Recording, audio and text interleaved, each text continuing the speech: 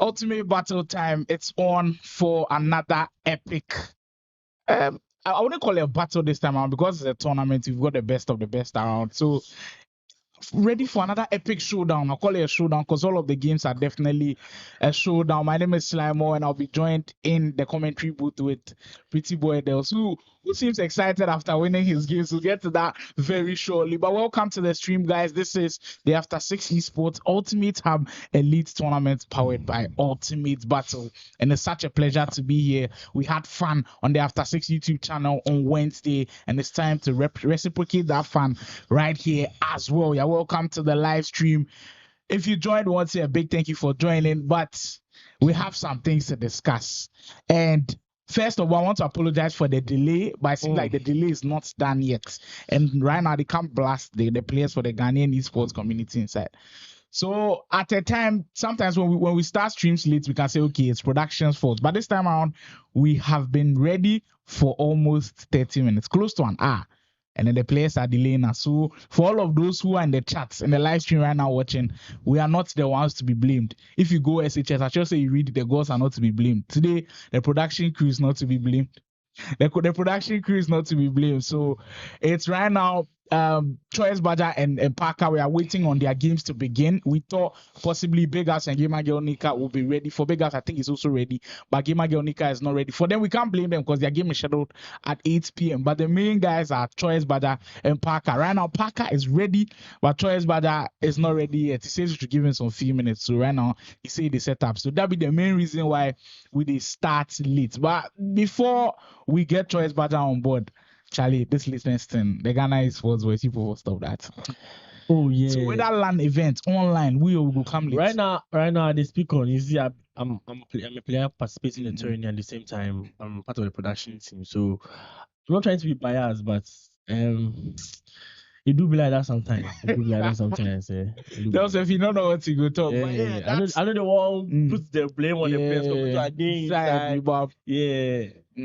At the barbecue, but that's just the reality on the ground, and it's happened way too many times that I feel like we need to speak about it. So that's what's happening right now. That is why the stream has delayed, because production, we've been ready for quite a while now, and that's why today's games have been delayed. But remember that what we have is a plethora of action. We were supposed to begin things earlier with Choice and then Parker, and we knew that those two games will certainly bring a lot of excitement. That first game will certainly bring a lot of excitement, and then we back it up with Bigups and a Gamer Girl NIca, who I'm getting ready. They're also getting ready, and of course we'll finish it with possibly the hottest matchup of the day, Pardia versus Wondhakid. So that's just the situation, by the way. But before we even get Choice Badger Parker on board, yesterday you played. I saw you were streaming your game versus Guy Kobe. I hear saying for back. He talks to the match before our match. Hey yo. Nah. I didn't see anything like that. Shout out to Guy Kobe, one of the the best of the best, creme de la creme. I have to just give him that respect. But yeah, I don't know what to say. It was like I was kind of the undercard. People were expecting him to win the match, but Charlie, don't sleep on me, bro. I'm one of them ones. So, they also make people not sleep on them. So, and I mean, this tournament is full of the best players. Like we've kept on saying. I mean, all of the 32 players, anybody can beat anybody, and we've seen that countless number of times. For all of those who are saying some of the matches are easy for some players, well, we'll find out today. I know a lot of people's eyes on that Bigups versus NIca match. Maybe some upsets official for there. Low-key, I can't wait for that match. If an upset does happen, I'm sure the community will go crazy. But hey, it's not in my hands. Let's relax. I'm sure with the predictions, like there'll be a lot of probably a lot of goals. Some probably 4. 10, 7, 3. 10. I don't know, but there'll be a lot of goals. I just feel like there'll be a lot of goals. Exactly. But I mean, speaking of the two guys that are supposed to play right now for Choice Badger and then Parker, I want to kick things off with Parker. right at the start of the 24 season, Parker announced his presence with the EDM tournament at Untamed Empire. And that's when he beat everybody. I think he beat Guy Kobe on his way, he beat Kennedy on his way to the final, and he was dominant. And right after that, he backed it up with the Coca-Cola tournament too at I think Osu. So at that point, it kind of felt like he was the best around. But this is the game that has shown us that it's had phases where Parker was the best at some phase. We had Montana being the best at some phase, which of course currently Sean winning that Team Music tournament as well, and then now Choice Badger won the recent tournament. Take me through Parker's phase. Do you feel like it was a phase where it be new game and possibly he got it early and that's why he was so good at the time? I think you have to just give credit when it's due. I'm sure, I just want to say he was able to adapt to the game really fast than others. That's why he was dominant. And like he was doing well. You could see he was putting in the work. Because for you to be dominant against, he met good players. Yeah, very good players. He met Guy Kobe, he met Kennedy. And then in the Coca-Cola tournament, he actually beat La Vista in the final. That's crazy. I think he also crossed paths with Wondhakid at a point. Yeah, so I think it was from the Untamed Empire tournament that I started giving him that respect because I met him, I think 2v2 semi-finals, and they scored us. I think it was a group stage between Bigups and I, and they scored us. Their gameplay was weird. I was like, nah, this guy is him. Yeah, so I was shocked, but I wasn't shocked that much. Exactly, and that's where he puts his name out there. People give him that respect, and Parker has certainly made us know that he's a really good player. That he's kept the season steady because at the end as well, that crossover tournament making it to the quarterfinals. But people complain he's an offline player. So do you think he can keep up to this foot turning? Yeah, that's the problem because on Wednesday we saw La Vista versus Montana, and that is where we saw Montana's experience online come to play. So maybe it might be a disadvantage for Parker, but who knows? Maybe he's playing online. But we'll find out very soon. If you've joined the live stream, this is the live production of the After 6 Esports Ultimate Have Elite Tournament powered by Ultimate Battle. The players are getting ready, so we can't get onto the virtual pitch. But that's just one side of things. Let's get to the Canvic Records Esports man. Coming from FIFA 23. FIFA 23 was like his breakout season, and it was a shock to everybody. Because at the time, Choice was not considered as one of the best. He burst onto the scene. I mean, he won like 2-3 straight tournaments in a row, and then he sets the pace very well. Now 24, we're expecting that, okay, can you carry on? Well, it was a slow start for him, but possibly the biggest tournament of the year, the crossover tournament, and the way and manner in which he did it, beating Guy Kobe, beating was it La Vista at a point as well. So he's possibly my best player this year, but I know others have like a different opinion. The last time Bigups said it was Montana for him. Do you consider him as the best this year? Yeah, he's one of those guys. I think top 2, top 3. You should put him there. What makes him different? Like Choice, but what makes him different? He's a counter-attacking specialist, and I said it with the crossover tournaments. Canvic players, their strength of passing is different. And does it remind you of a few years back we played Province with the diagonal pass? I think 42. Yeah, you understand. So it's something like I was shocked. I was in a lot of man. It's shocking. But yeah, they are really dominating this year. Me as a Province player, I'm not happy. But exactly. Big ups to them. Choice is doing well. Like he's done incredibly well. I mean, that crossover tournament, the show he put on, it was just excellent, and he backed it up again. I think there was a tournament on campus. We were all expecting Choice Badger to actually win, but he had huge competition there, the likes of Wise Mars and Cool, and he still won that one. Exactly, in that final. So it was excellent things from Choice, but Canvic are dominating now. But we've seen the new emergence of After 6 Esports, the lineup that they've got. Parker will see in action. Pardia, who a lot of people are raving about. Bigups, who will see in action later on today. Amu, who we've not seen in action yet, but hopefully maybe we'll catch him as well. What do you think of the new team that they've created? Do you feel like they might challenge Play Province and Canvic at the top? They're out here like just recruiting Avengers. Bro, like they should chill. Like getting the likes of Bigups. Anytime I mention Bigups, I want to cry, but... Yeah, Bigups, Pardia, Parker, man, killers, a lot of killers. But it's a competitive scene, so they should just stay on guard because other teams are also there. I'm there, Play Province is there. Kalvik is there as well. Roots is there as well. So before we go for our first break, I've heard rumblings that Blue Province they lose them at Fire and FC because this year you guys haven't won any major tournament. I don't recall Faculty winning. I don't recall Jonas winning. I don't recall yourself winning. I don't recall Duba winning. I don't recall Mario winning. What's happening? You see, in the stock market, there are rises and falls. Okay. You know, when we are at our lowest points right now. So I think we are just only in FC by the way, because in other games they are playing extremely well. That's the one good thing about Play Province. Even if they are struggling in FC, like there are other players in other genre of games that are playing well. Like there are other players from the Call of Duty Mobile division that are winning tournaments elsewhere. There are other Mortal Kombat players that are performing. There are other players who are even traveling out of the country. And this is where I'll give major props to Play Province. They've done an excellent job of recruiting all-round stars. So even if the EA Sports FC Pro athletes are struggling, the rest are keeping the team and everybody moving. But we'll take our first break of the day. Hopefully, when we are back, Parker and Choice Badger will be ready for the action. Thanks for exercising patience with us. We'll take our first break kindly, and then we'll come back with more of the action from the After 6 Esports Ultimate Hub Elite Tournament. Yeah, man. You got one last chance to rethink this.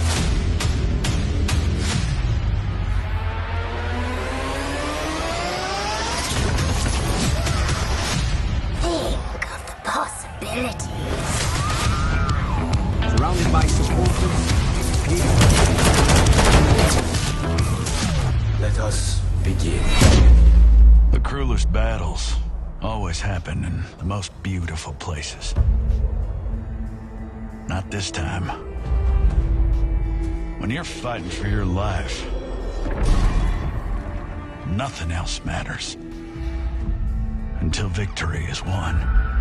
No jokes, no gimmicks, just combat.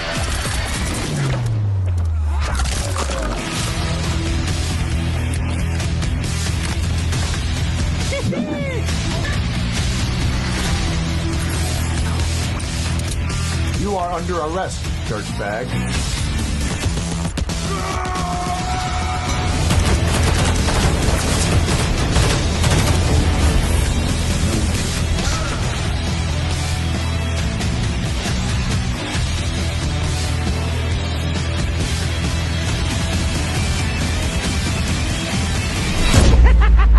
Let's go crazy.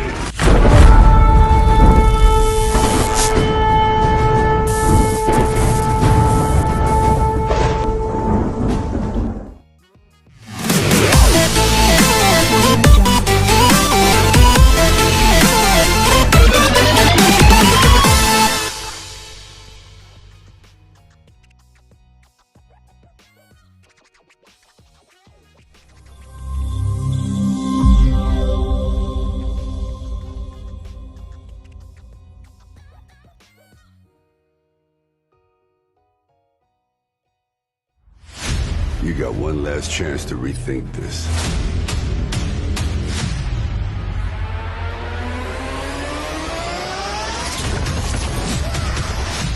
Think of the possibilities.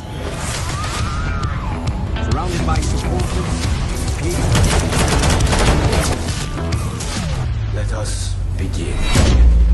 The cruelest battles always happen in the most beautiful places. Not this time. When you're fighting for your life, nothing else matters until victory is won. No jokes, no gimmicks, just combat.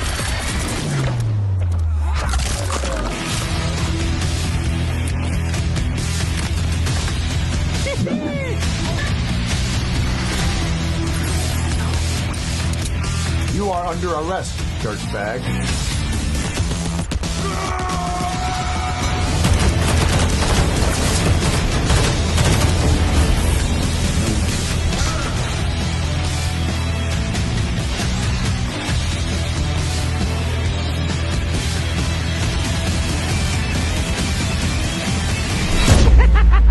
Let's go crazy.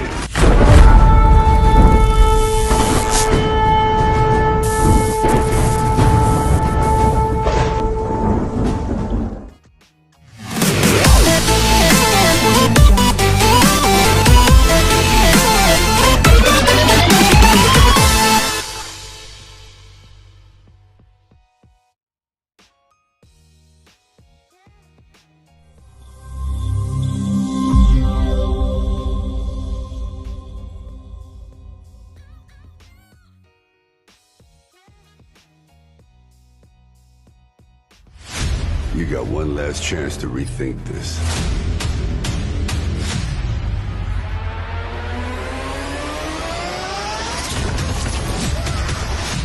Think of the possibilities. Surrounded by supporters. Let us begin. The cruelest battles always happen in the most beautiful places. Not this time.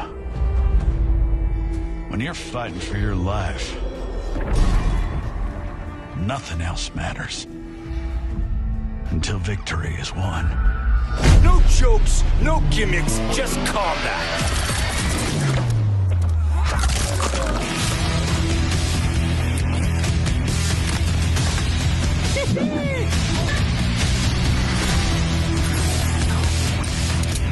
You are under arrest, dirtbag.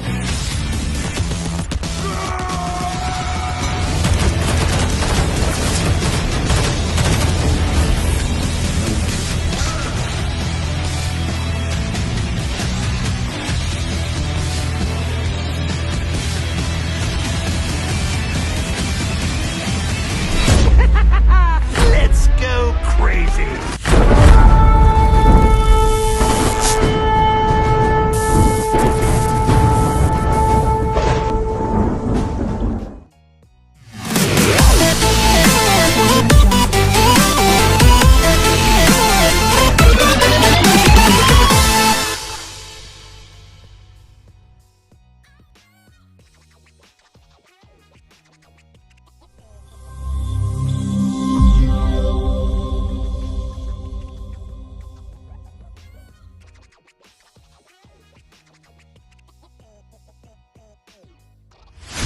You got one last chance to rethink this.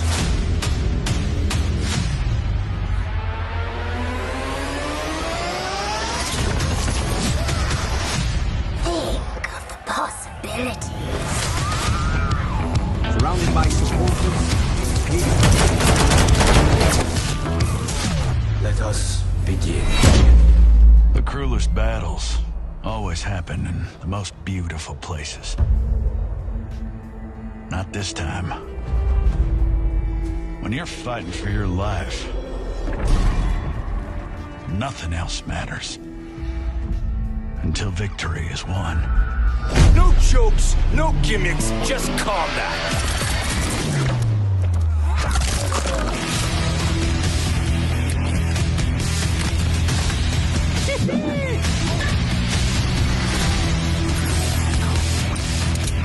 You are under arrest, dirtbag.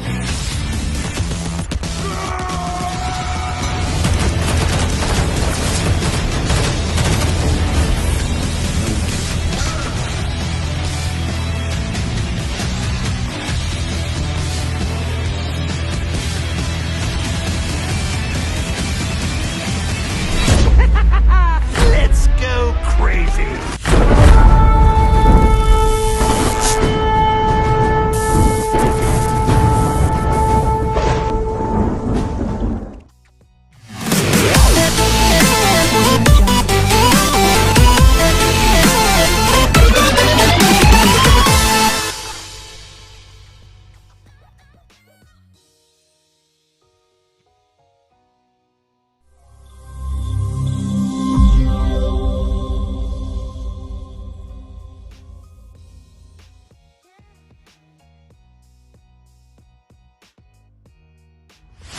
You got one last chance to rethink this. There's a star shining so brightly. We have them in the building now. A new team has been birthed into the esports ecosystem after 6 esports.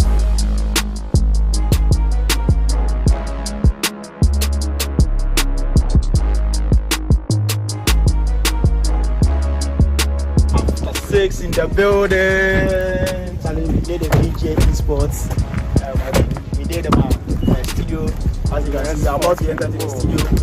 So we are going to have our interview live.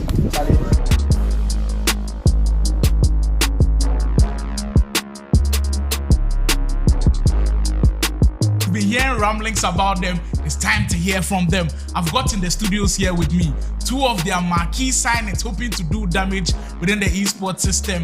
Bigups and Amu, who will be joining me. Bigups and Amu Chale, 2 top players I've known for a very long time, ready to just come and take the whole esports ecosystem by storm. You know what, Bigups? I'll let you relax for a bit. Let me get to Amu first because we haven't seen his face on the cameras. Amu, you're welcome to the VGA Sports Talk, and it's an honor to have you here. First of all, tell us why you joined After 6 Esports, because the whole of the time I've known you, we played online, I think in 2020. Yeah. Every single time, your PSN is Amu TFA. You're part of TFA, now with After 6. Tell us the whole reasoning behind joining After 6. Okay, so honestly, where I see myself with esports, TFA seemed stagnant for a long time.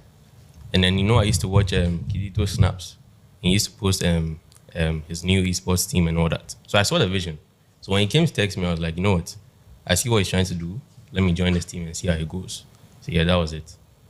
As simple as that. And when you have a big brain like Kizito behind it, which we'll definitely have a conversation with him later, it's easy for you to just get into it. Bigups, we've known you for a very long time. It's been play province. When you guys parted ways, everybody knew, okay, like there's a big shark out there that everybody wants to get their hands on. We heard ramblings about you joining teams, but why After 6? So I've known Kizito for quite some time now, and I think he told me he wanted to start an esports, but I actually thought he was just saying it.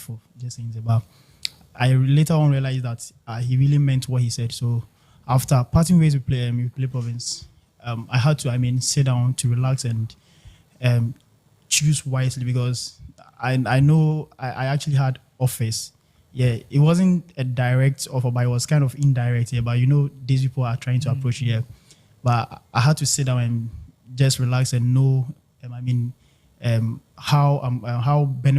benefits I'm going to get from joining each and every team. That's each and every team or each and every offer I've received.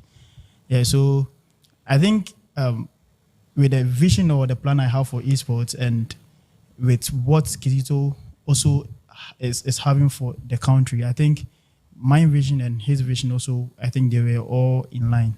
So I had to, join mine with him and see where we can actually. It's the vision of After 6 and the likes of Bigups. That is the reason why the VGA Esports show is here, to listen to the vision and then know what it feels like. Bigups, through your whole tenure with Play Province and your whole esports career, we've seen the trajectory grow from start to probably the top. We saw you conquer the whole of the local scene. You entered into the online scene in Ghana and you've been dominating. What's the next step with After 6?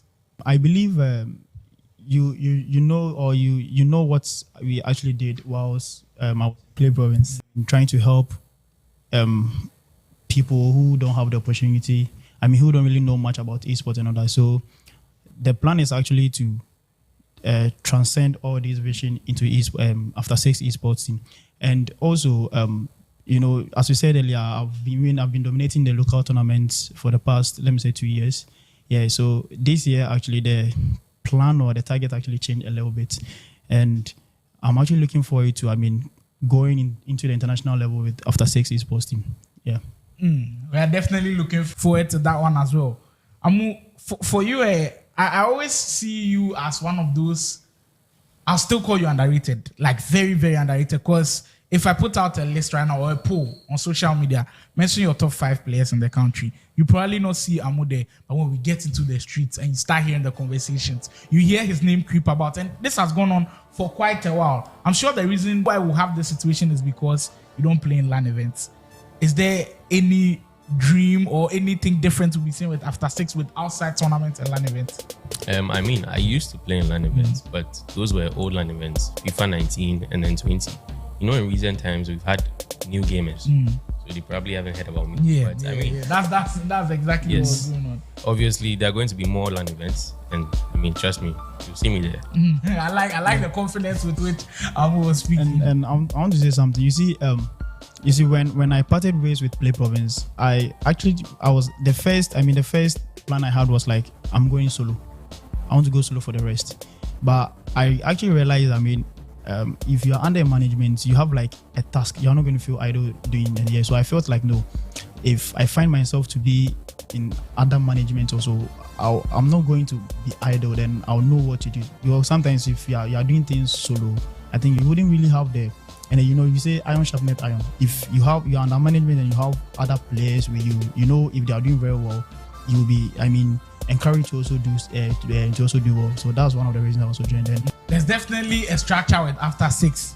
Back to I think for your situation, I'll say you've seen it all. You've seen big players come and go. You've seen the likes of Wondhakid, Guy Kobe. You've seen Sule, and now Tanko. Like there are big names that have come and go, but we've still not been able to break that barrier. It's all within the Ghanaian ecosystem, because if we travel outside of Ghana, we enter Nigeria, we enter Morocco, we enter the European scene, and you mentioned the Wondhakid, it's probably not known. You mentioned the Sule, it's probably known. You mentioned yourself, you are probably not known.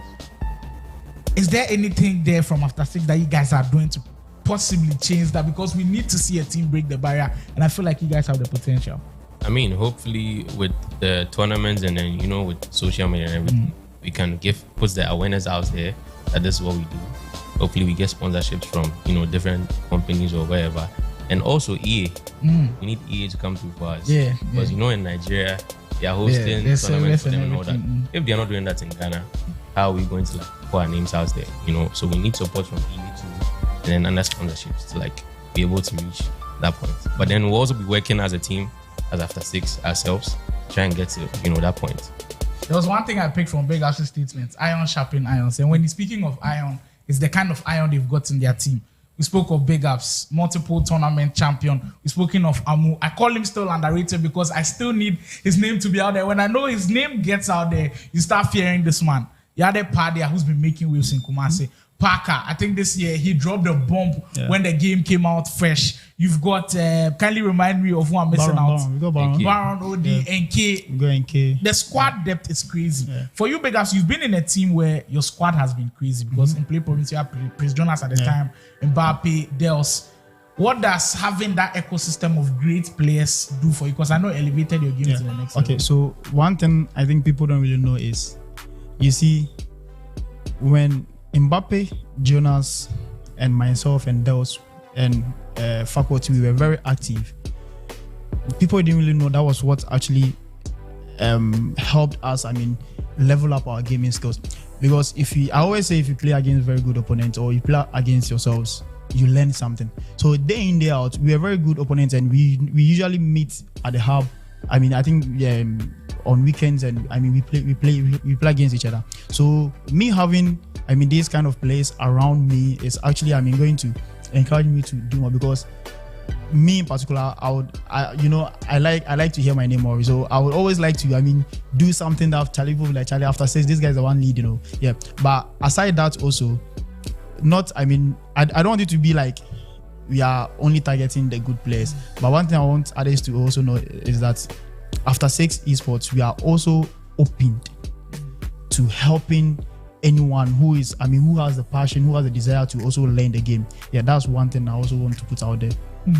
The vision is very, very clear. I'll take the final statement from Amu before we end. You've made everything known to everybody that you guys want to get to the top level, but esports in Ghana is still a huge dilemma. And from your time with playing video games, if anybody out there comes that doesn't know anything about esports, just heard about After 6, and he'd ask you, why are you still playing video games at this level? And what do you see the future with esports in Ghana? What's the one advice you're giving to the person? I do love video games. I advise the person not to stop. You shouldn't do it in a way that is going to make you lose focus on which other stuff that you're doing. Let's say schooling or is another work that you have. You can do it part-time, but don't stop, because you don't know what the future holds. But we are still hopeful for the future. So yes, hope is all we can hold on to. I'll finish with Bigups. You see, I'm a Santa, and we have this cool anthem. We have this part we always sing. Others have labored and we share the glory. Ours to the exploit and ours to the gain. Those who come after will take up our story. May it be worthy of singing. So you see, I'm more of I like to be a trailblazer. I mean, I've seen that gaming is something that it's not really known in our parts of the world. Yeah. So I want to be part. I want to be part of those who will be able to stand up for this gaming community and preach it out to them. You see, let me give example. I was very, very amazed when I heard one of our boy, his dad actually sponsored him to the World Cup qualifier. I was so amazed. Like, I was like, Charlie, I wish I had this kind of dad. Not everyone has gotten this opportunity. So I think it's hard time, because I know this the esports actually started very long time. I've heard the president saying about the time they started. People still don't really know about it. So I think we have to push harder, and that has been one of my goals. In taking this career aspect. Yeah, so just to preach the esports in the esports community in our country and change the mindset of our parents. We have this notion that Charlie, this guy they play game or he's wasting his time. He doesn't have you are that footballer life. But Charlie, if you have to give you details of what you can become in just playing video games and how much you can earn, Charlie, I'm sure you're going to put down whatever you're doing. At the video esports, we've been trying to do extremely well. Before we do it, I'll take last statement. Any shout out you have to give to anybody who's helped you within the esports please? I think I have to say everybody I've played with online, from pro clubs to friendlies to all the competitions. To big team champs, rivals. I'm giving that out like all of them. So starting everybody, big ups. I mean them plenty. Number one, I would say Play Province. They actually found me. Yeah. And number two, do you know Kizito even played a role before he even started this team? I'll mention Kizito, I'll mention Mela, I'll mention Agunda, I'll mention OG Drizzy. The list is definitely Charlie, it's a lot. If I say I'm to mention each and every one, we are not going to forget some. Yeah, but if you don't hear them, Charlie, guys, you know. Put him on the spot and you couldn't remember everybody. Yeah, thanks for joining us. The foundation has been set. We set everything, then they can't build blocks on them. After 6 Esports, remember the name, and when we speak about them, you definitely don't want to forget about them. I had Bigups here with me. Amu here with me. I try to keep it away from the game itself. Next time when we meet them, we'll talk tactics and tactics only. Thanks for joining us. The VGA Esports Talk will definitely be back with more content. My name is Sly Moore. I'll catch you some other time. You got one last chance to rethink this.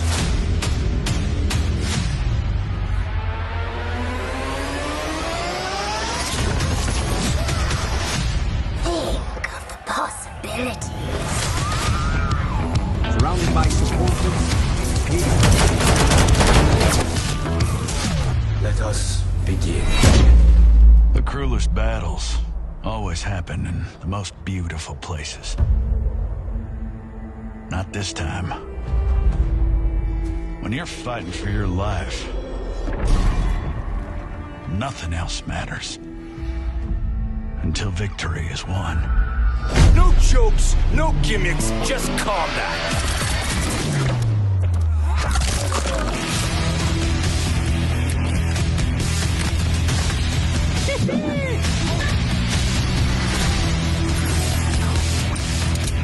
You are under arrest, dirtbag.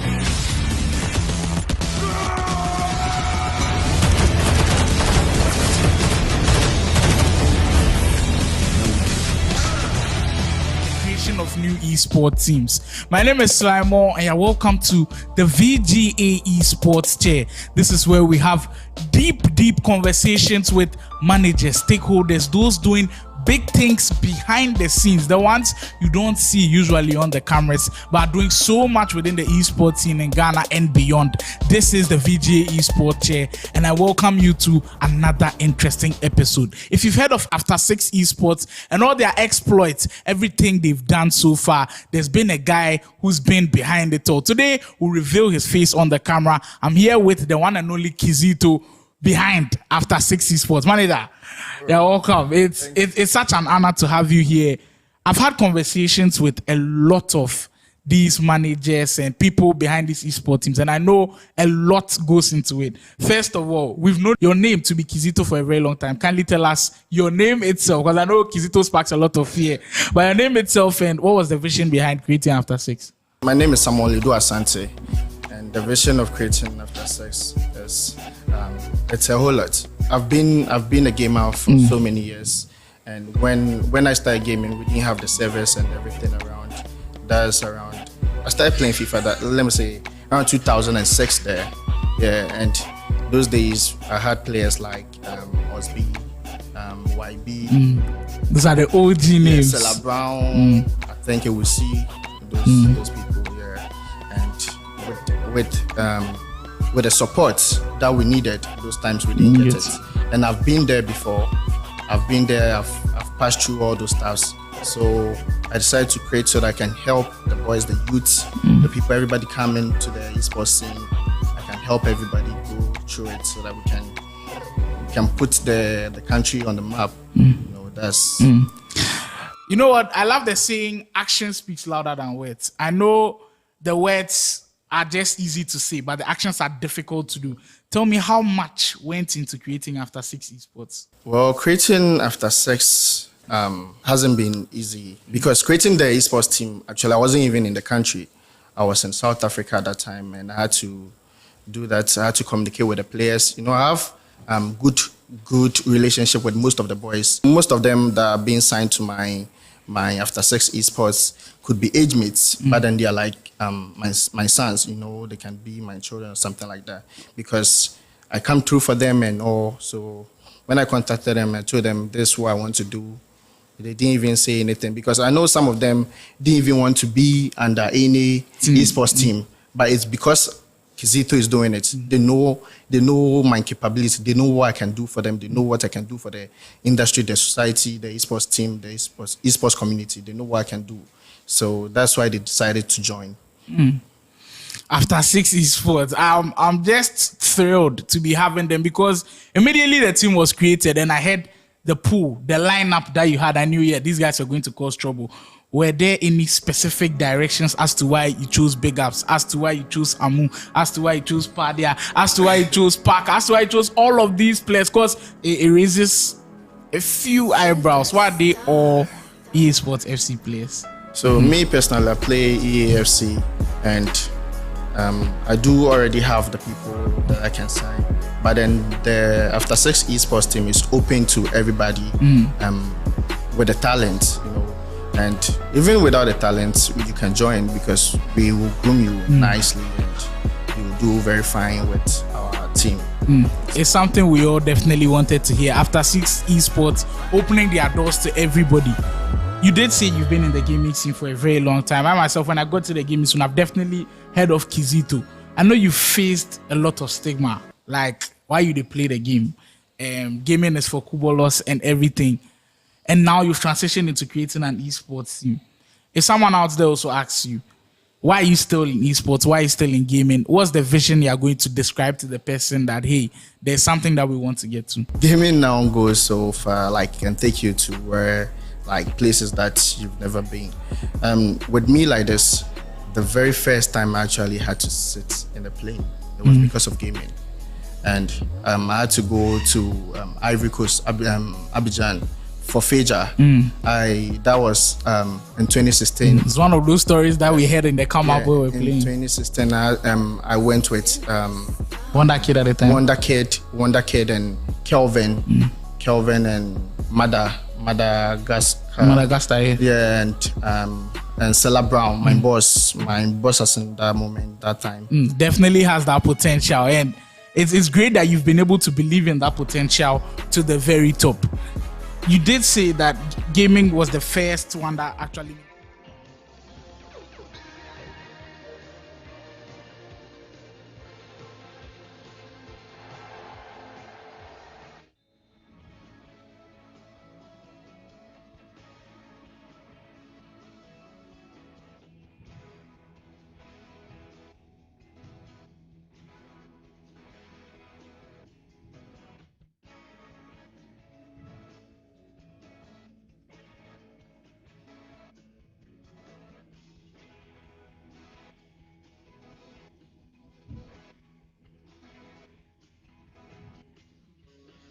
Finally, hey Charlie, it took me more than.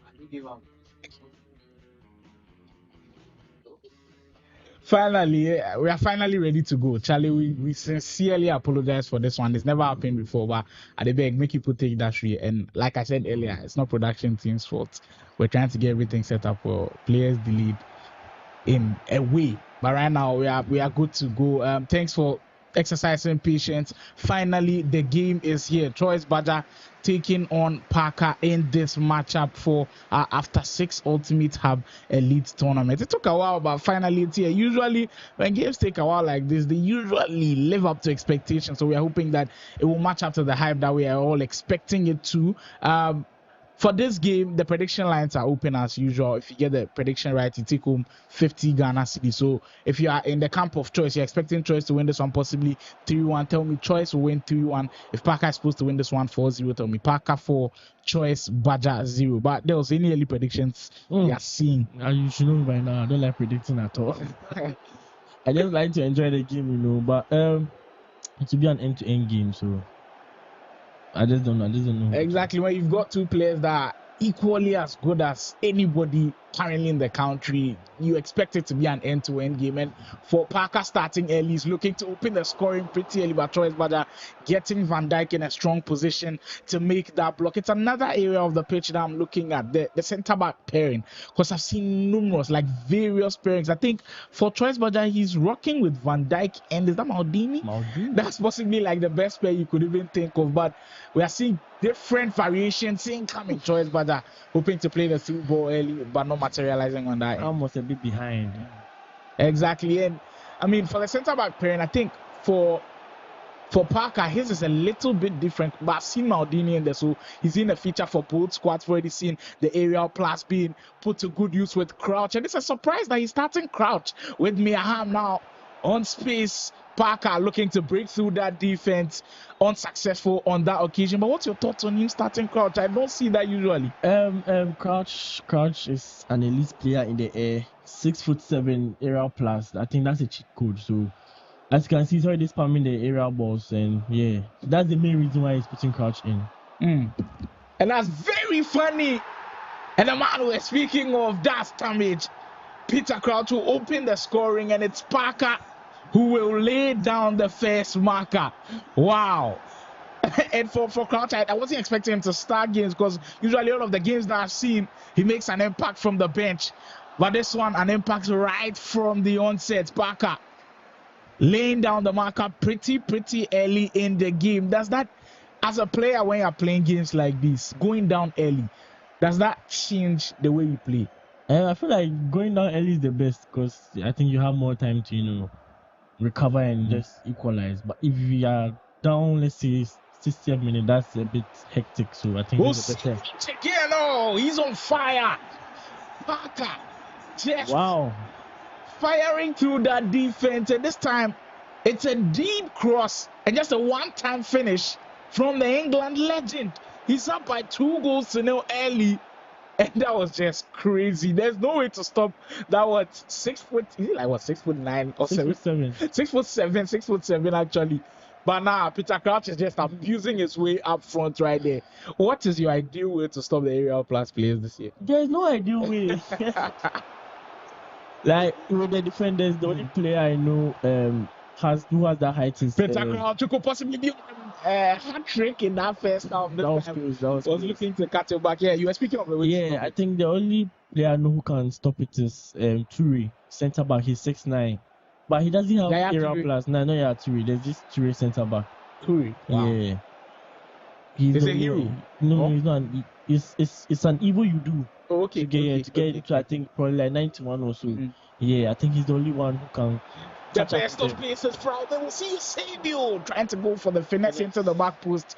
Goalkeeper reads that one perfectly, but the kind of pressure that Choice is under is not one I was expecting. He's the informed player coming into this one. But like I told you earlier, it's the elite of the elite, and you cannot underrate anybody. Parker up by 2-0 very early in this game. Parella with another lifted pass into Eusebio. I mean, it's just working for him, and he's not going away from it. He stamps his authority with a 10. Parker has written his name all over this game. What a start! Crazy stats. What an incredible! I think I should take my words back. I think Crouch is not only good in the air, he's so good with his feet as well. Just give an assist, score 2 goals. But he's cooking. This is just so crazy watching Parker. And even before this game, we were like, Parker doesn't play a lot of online games. Yeah. It seems like we have to start taking back our words now. Then we'll find Incendio, which I'm advising everybody to complete. I know it's difficult, but this guy's just on fire. And we'll see Parker with a breakthrough again. They after 6 months putting on a show pretty early. And I've heard that they after 6 boys, they're holding a session and being like, if our team is the one sponsoring this tournament, we have to take it home. Is there pressure on you like that? Because I know for Play Province, they've organized tournaments earlier in previous FIFAs or in previous FCs. Does that put pressure on you when you're playing those tournaments? No, it doesn't. I just want to have fun and play the best among the best and enjoy the game. That's a blatant lie from Dels. No, there's pressure. There's pressure right now. I know Bigups is feeling the pressure. I know Parker is feeling the pressure. I know somewhere Pardia is also feeling the pressure in their choice maybe to get himself back into the game. That was a good opportunity for him to do that. Schmeichel, this tournament has been cooking, to be honest. I met Schmeichel yesterday. He saved almost all my shots. Hey, Charlie. Guy Kobe was complaining of Schmeichel, and look at Dels here. No, they say Dels the fanful true. How? Dels is some crazy fanfula. Nah, I don't do that. But Schmeichel is a good keeper. I think Mbappe was so talking about it. He was talking about how Schmeichel was making a lot of saves yesterday in yesterday's training. So yeah, he's a good keeper. I think it's between him and Czech. Yeah, I don't know who you choose, but to be honest, I'll choose Czech because I just recently changed Schmeichel to Czech. But Schmeichel is so good. He's very, very good. He's certainly not bad at all. And I think it's been consistent. I think last year was also in that conversation as well. Ham possibly to end the first half on a high for Parker. He wants to make this one for him. Who would have guessed? Ham just twisting and turning in that area. Parker looks like his eyes have been lit up. He opens space with Crouch again. There's no stopping him. It's 4. Wow. In the first 45 minutes. Come on. And I've seen someone come into the chat and say mismatch. No, sir, this is nowhere near a mismatch. These are 2 evenly ranked players. This is not even in your wildest dream would you have expected Parker to be up by 4 in the first 45 minutes in the game. Like, this is just crazy. Do you see like can you even think of any way of Choice coming back into this game? I'm expecting the unexpected, to be honest. It's just crazy how your man is just coming for Choice. It's crazy. I wasn't expecting this type of game. But this first leg, I don't know. Hopefully, right now, I want to put myself in Choice shoes right now and just get yourself one goal to just give yourself that momentum to come back, you know. The only positive possibly Choice can take away from this is if Parker can do 4 goals in 45 minutes, then I can do same. Like, that's the only thing he can be saying to himself right now. And for the convict man, I must say he is in hot waters, but that was a possible way to start with it. But it seemed like that is not what is on. After 6 months, Diary at all. He looked very, very confident on the ball. He's held on to it pretty well. He's been as precise as you can get. And it's been excellent stuff so far for Parker. Choice will win it high up the field. This it's just not been like him. I've not seen his over the top 2 balls that I know he can play extremely well. He times it so well. So far, Parker's just defended.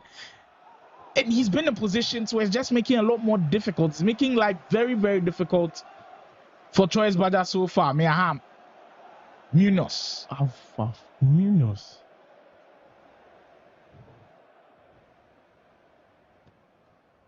We haven't even got it to 60 in-game minutes. And wow. I'm checking through the predictions and I'm not seeing anybody who predicted 4-0. Like, Lawrence said Choice is going to win 3-0. Darling Boy was expecting this game to end in a draw 2-2 actually. And Nana Phil says Choice was going to win 2-1. So nobody was even actually backing Parker. Well, that one just deemed offside. Crouch is on another level right now. We need Crouch to be drag tested in game. That's crazy. This is just next level stuff from him already. I know a lot of people have him in their teams, but he usually does damage from the bench. Well, Parker is making us see him from a different narrative. He's been a beast in front of goal. Certainly the MVP going into this one. Parker with another crunching tackle to win it back. He'll save you on the 10. On that left-hand side, he's just dominated so far. And right now, Parker has just settled into the game, playing through the defense, and he's been very good to watch so far. I'm just thinking of how Choice will be stopping Crouch because it's crazy. I think one disadvantage is he's using Maldini. Maldini is 6'1". You can't stand against Crouch. It's only possibly Van Dijk that can maybe Van Dijk. Yeah, that one is even questionable because he's 6'4". Like Crouch is 6'7", but at least he gives you more. Unless maybe you go and put Wegos as centre back. That's the only way you can stop Crouch, but it's actually crazy. It's crazy. Choice Badger with an effort from distance. Everything just not working for the comeback man at this point. Wow. We spoke of After 6 Esports being on the rise this year, but this is not what we're expecting. They are well and truly coming for the crown right now. Dell said they've assembled the Avengers, and it looks like right now, Charlie Parker, they look like Iron Man out there. Puteas on the right wing with the ball rules. Choice Badger is actually able to maybe cut the deficit to 2 going into the second leg. Then there is maybe for the convict man. And it's the convict man that's coming in with a lot more of the momentum, a lot more of the form. He's won back-to-back tournaments. This is not what we're expecting at all. And this is what we love from esports tournaments. Well, Crouch gets his head onto another cross. Just can't believe what he's seeing. Like, Crouch is just bullying his defenders. It's crazy. I can't even see Van Dijk in the game, bro. It's actually crazy. Crouch over the high of the field again. Oh, is that penalty being given? Oh my days. And it's going for bad to worse. Oh my days. For Choice Parker to make it 5. Staple performance. This one will go down certainly in history as one of the most shocking scorelines this year. I wasn't expecting this at all. And to be honest with you, we shouldn't be that surprised because even at the Esports World Cup, we saw heavy scorelines. We saw Young beat Fairgang like on 9-2 or 9-1. So maybe we should pipe down a bit. But this is just crazy. Choice Badger to register his first goal. Well, that time big green. And the defense will be stable. Choice has to find a way to finish this game on a high. Everything's just not work for the comeback man. Really struggling to settle into the game. I just feel like I'm in a dream. Like, it's crazy, you know. Hold it. A 5-goal deficit.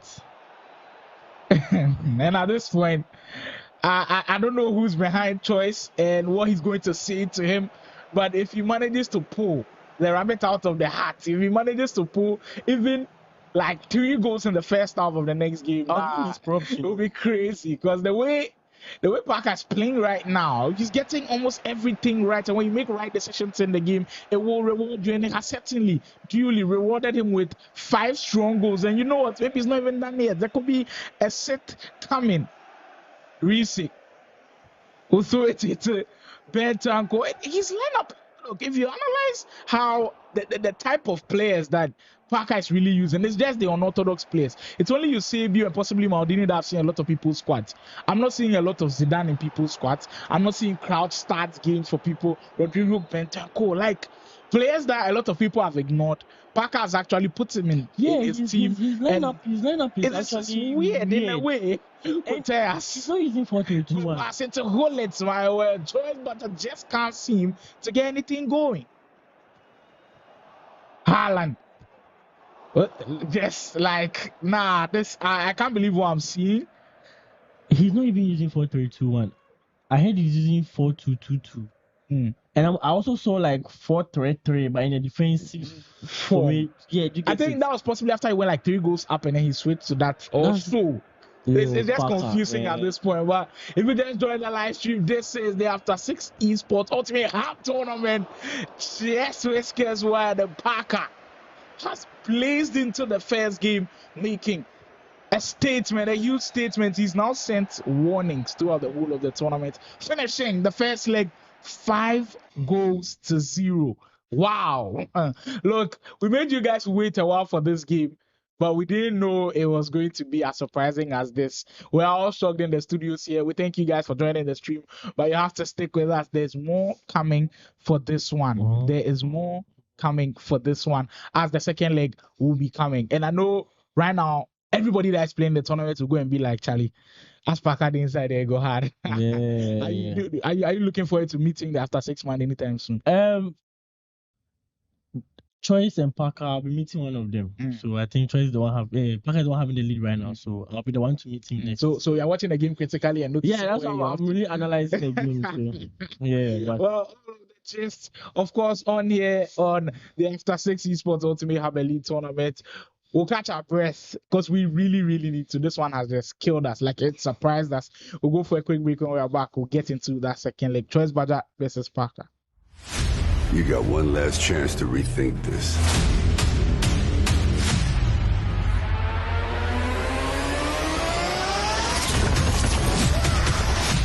Think of the possibilities.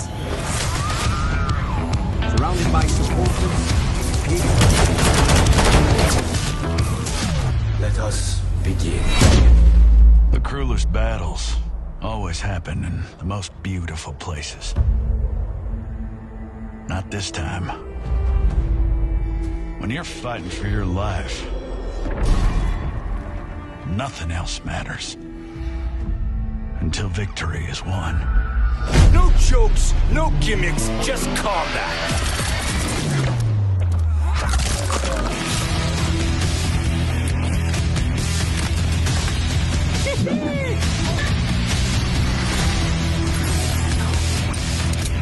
You are under arrest, dirtbag.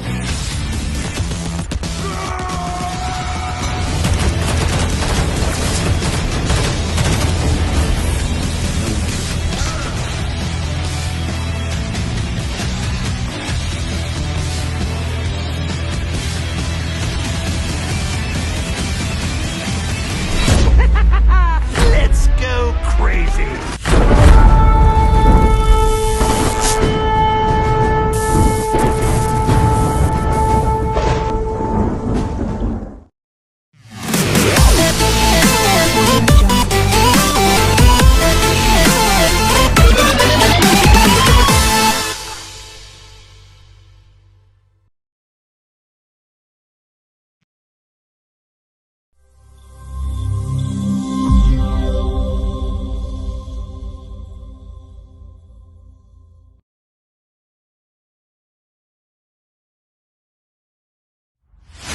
You got one last chance to rethink this.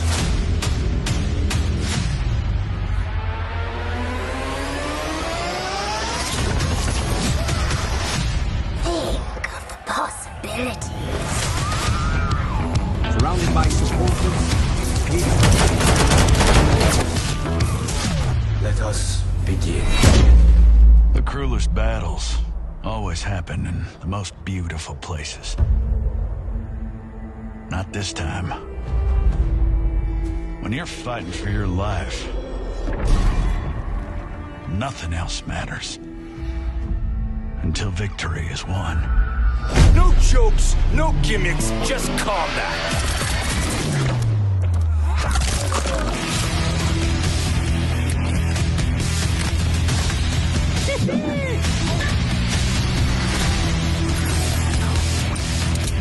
You are under arrest, dirtbag.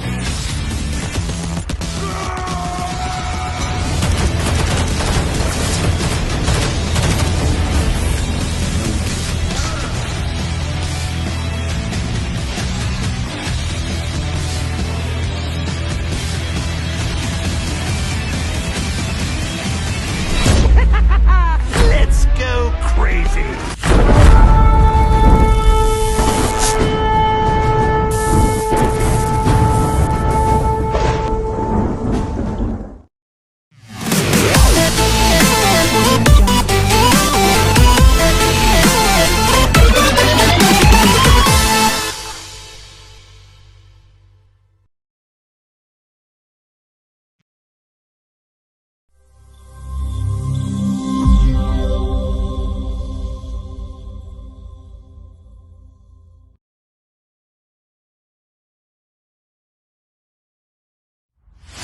You got one last chance to rethink this.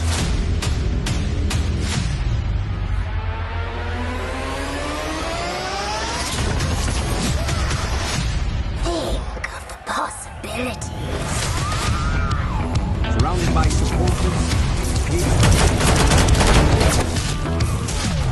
us begin. The cruelest battles always happen in the most beautiful places. Not this time. When you're fighting for your life, nothing else matters. Until victory is won. No jokes, no gimmicks, just combat.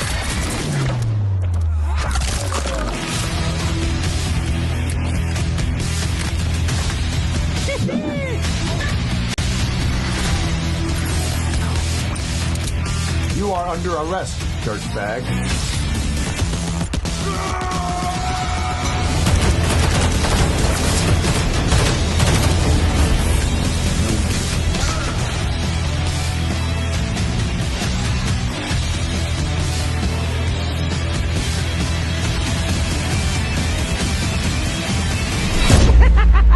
Let's go crazy.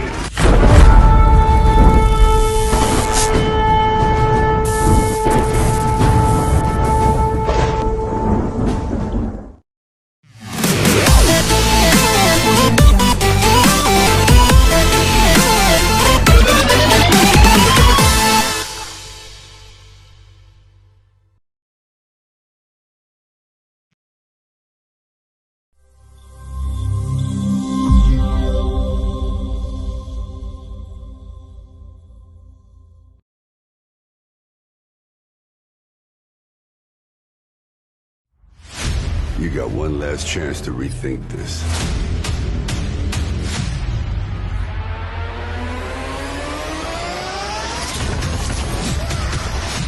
Think of the possibilities. Surrounded by supporters, Let us begin. The cruelest battles always happen in the most beautiful places. Not this time.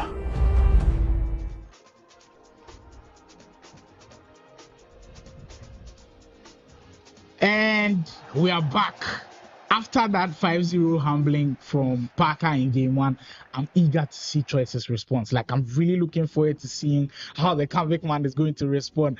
I don't know how he's going to do it, but it's got to be a miracle from the convict man if there's going to be any way back for him. And look at that. Look at how Parker's even set up. There's Casemiro in defense. Munoz are right back. I was reading the chat and Jonas was like, I should call them fodder. But the beg. Somebody in team, they say no be fodder. He's using Barella. He's using Bentancur, Zidane, Crouch, Reese. Like, come on. These are players that we don't expect to see in a lot of people's teams at this time of the game. Well, Parker is making sure that they are relevant in the team. Isn't this confusing? I'm lost. Like, I'm lost, to be honest. Maybe I feel like those players fits his play style. Suits, yeah, exactly. Yeah, Suits the way he wants to the way he wants to play. So, GG's to him. Well, second leg is upon us now. Prediction lines are open for leg one. Look, Charlie Adebabi people, there was no way anybody was ever going to predict that. Second leg predictions, and if you get them right, remember the winnings have gone up and not 50 Ghana cedis for whoever gets the prediction right. And it seems like for Parker, he's not going to rest on his laurels at all. He wants to get another one to go in. The reverse elastic almost doing damage for him. Parker looks like a man on a mission. Looks like a man who wants to make a statement. Tramini for Choice, but I'm expecting a fiery start from him. He gets his first attack of the game with Proteas into space. Choice, but looking like his old self. Really, really crazy to start this game. But if you're in Choice's shoes, put yourself in that position. I know it's a tough position. What are you doing? Like, how are you even psyching yourself up? What are you doing in game to possibly give you a chance to cut down that 5-0 deficit? Right now, I think it's a mentality matchup right now. You have to still stay logged in. Attack forward. But there's always the bait of you possibly committing to man. This could be a great start for Choice. That's an excellent chip of the goalkeeper. The convict man starting in the way I'm sure he dreamt that he should. Choice Butter gets one back, but there's still a very, very long way to go. There's always going to be the bait of you might just commit too much and then Parker will play 10 behind you because you are down by 5. But there's still a lot of time for Choice to possibly pull off what will be a miracle at this point. Rudhulic's pass just going astray. That is where Choice has to relax and calm down. You can see that after the first goal, he's rushing a little bit of the pass. Like the adrenaline rush is now too much. He wants more goals. Yeah, like he wants to get into the groove really quickly and settle. Choice, but they're now down by 5-1 with still a lot of time to be played. That one just gone out for offside. Let me get through the predictions. I want to see what guys think the final score will be. Zena says Choice is going to win 4-1. Well, if that does happen, Parker will still go through. Faculty says Choice is going to win 3-1. It's still backing Parker to go through. Kelvin Boateng, same prediction as well. Ketoa says 4-1 for Choice. Mbappe says 3-2 for Parker. Dubai is backing Parker to win this one. And then Richard PG is also saying Parker will pick up the win 3-1. So mixed bag there. And I understand you guys. To be honest with you, I don't know where this one is going to go. I've been alerted that Mbappe went against Mbappe go 3-2 for Torres Bada. So even Mbappe, who is part of Camry Records, knows like he's telling the truth now. Well, that one just going out for offside. And this time, I'm sorry, but your prediction is a little bit too late. Mbappe just knows, like deep down as a player, you just kind of feel like it's just too much. 5 goals. And okay, now it's 4 goals, but it just looks too much. And if Troy is able to pull this one off, well, wait a minute, 24 minutes, 2 goals. Let's start at that still our seat. We might be here for an all-time classic. This was possibly what Troyes had in his mind. The perfect start of the game. And I like the way he's going through the paces of it. It's really putting the pressure on Parker. And now we are seeing Parker's feathers really ruffled, not holding onto the ball well like he did in game 1. And now there could be some nerve settling in. Look at the high press from Havertz. He went high up the field. Well, tried to go for the power shot. The defense closing him down pretty well. We are getting to the 30th in-game minute mark. And it could be crazy. Jonas says 3 more goals for Choice. Wow. All the fans are rallying behind him. You just kind of feel like the 2 goals has put momentum now, has just turned the tables in his favor. It's up to him to channel that energy into something great. I'm telling you, if this happens, it will certainly be one of the greatest things to ever happen in our esport right here, because he's playing against one of the best around. And I know Parker, he's going to try everything he's got to possibly not make that one happen. There's a straight man through this. Potegas 1v1. That should have gone in. Choice Bada cannot afford to be missing chances like these. Yeah, he cannot. I felt although the momentum was there, the adrenaline was there, I felt like he should have timed the shots. That would have given him much also coming, Schmeichel. Well, that was a shaky one at the back, but Parker will deal with it. Parker, I'm sure he had been a huge sigh of relief after Choice missed that one, because if you had got 3 goals up in the first half, like I don't want to be around Parker right now. I would not like to be in his shoes, because it would have just put him in a really tough situation. Parker, if he gets another goal to go in, that will certainly calm down his nerves. Reese will find Munoz. All of these players are players that are on the fringes of people's teams, but Parker making sure that they make a strong statement. Goes for the nail post that time. Schmeichel covers. That laid pretty well. Corner will come in. Schmeichel will come and claim again. But what an impressive start to the game for Choice Badger. With 5 minutes to go in this first half. We'll find Haaland on the 10. Intergenola. I can smell something dangerous cooking. Just overcooked that one a bit, and now the kitchen is bent. Well, that's a blue one to give away. Crouch 1v1 with the goalkeeper. Parker to take this chance. Certainly. He gets the sit on the day. Could that be the goal that just settles it? Choice Badger must just be kicking himself at this point. That was the most horrible way to give it away. And the momentum could have possibly been a Parker side. Oh, almost turned it into his net. Wow. What a turn of events. What a storyline we've had here, right? We told you we're going to save the best tournament for last.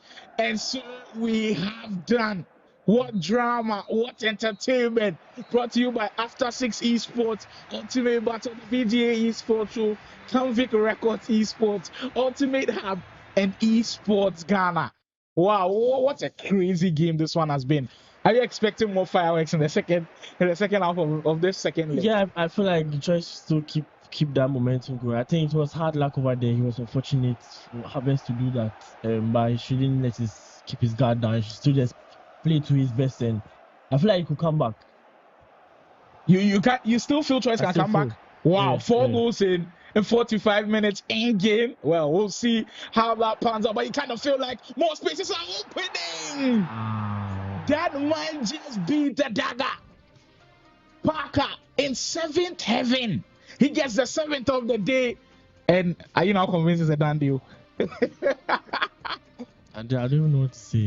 Like at this point, all of the hope that Choice Badger started with has just waned off. He's just killed all of the momentum, and that's what the best players in the world do. That's what the best players in Ghana do. It's actually heartbreaking, because with the 2 goals, you could see it was missed time passes that led to him conceding. It's actually sad. I'm sure he's crestfallen by now, but heads up.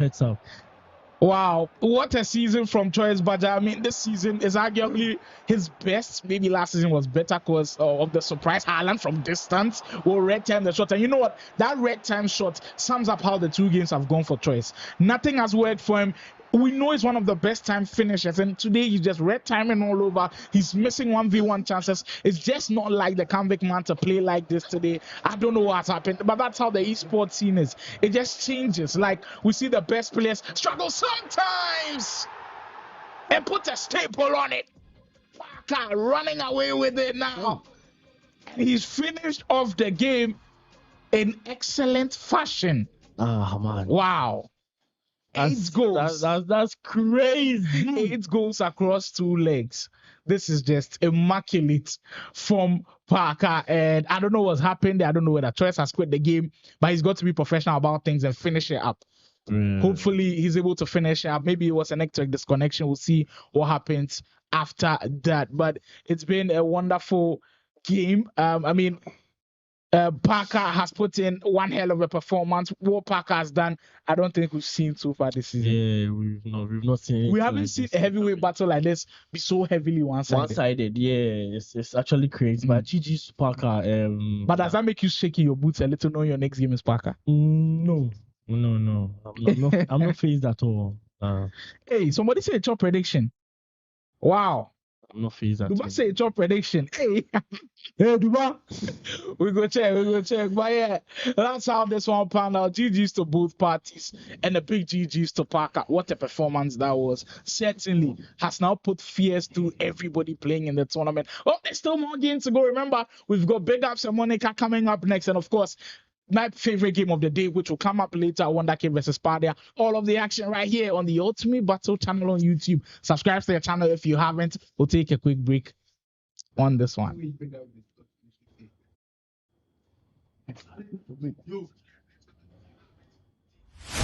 You got one last chance to rethink this. How you could just quit thinking like that?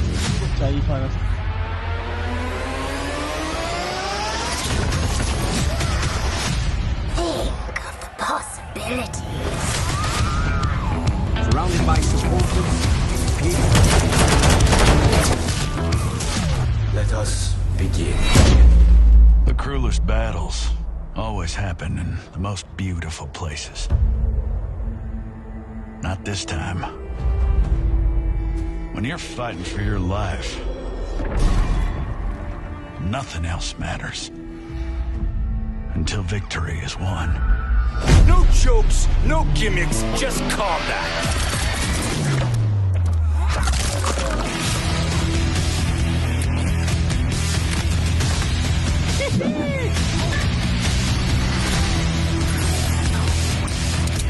You are under arrest, dirtbag.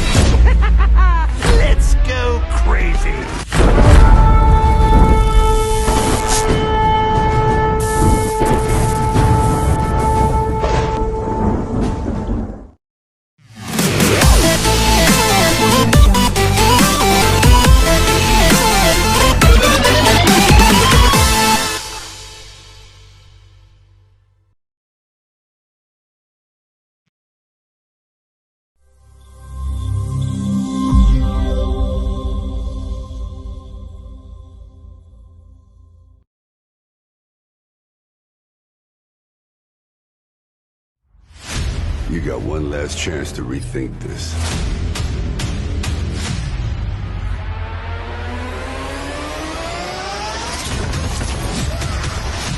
Think of the possibilities. Surrounded by supporters. Let us begin. The cruelest battles always happen in the most beautiful places. Not this time. When you're fighting for your life, nothing else matters. Until victory is won. No jokes, no gimmicks, just combat.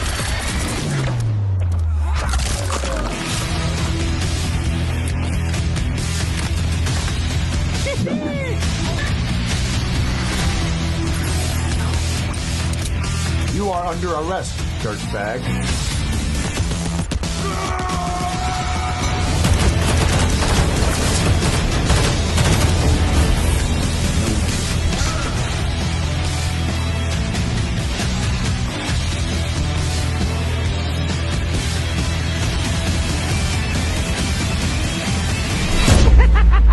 Let's go crazy.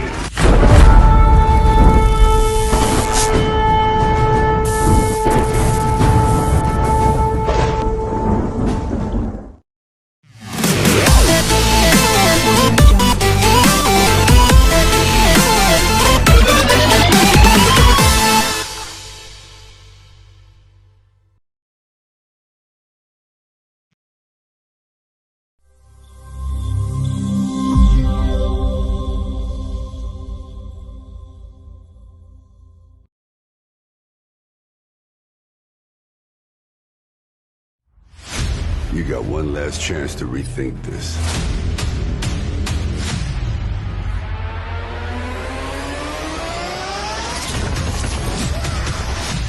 Think of the possibilities. Surrounded by supporters. Let us begin. The cruelest battles always happen in the most beautiful places. Not this time. When you're fighting for your life, nothing else matters. Until victory is won. No jokes, no gimmicks, just combat.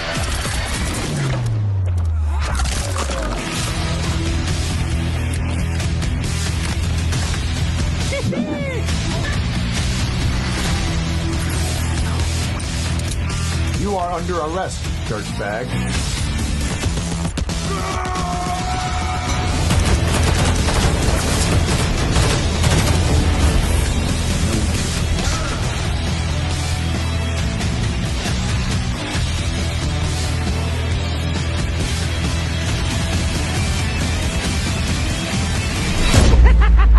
Let's go crazy.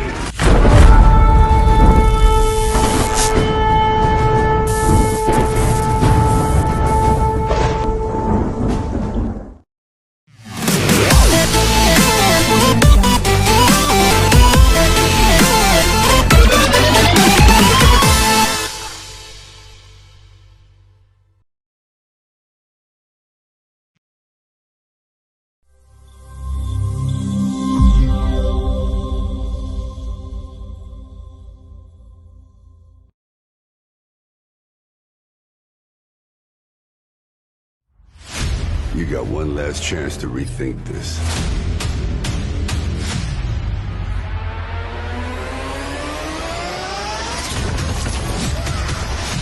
Think of the possibilities. Surrounded by supporters. Let us begin. The cruelest battles always happen in the most beautiful places. Not this time. When you're fighting for your life, nothing else matters. Until victory is won. No jokes, no gimmicks, just combat.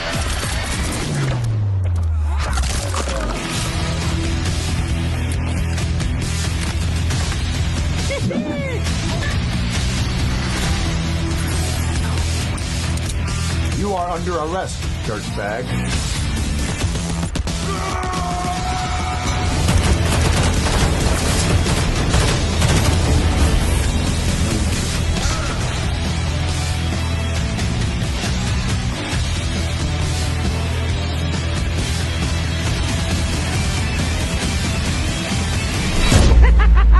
Let's go crazy.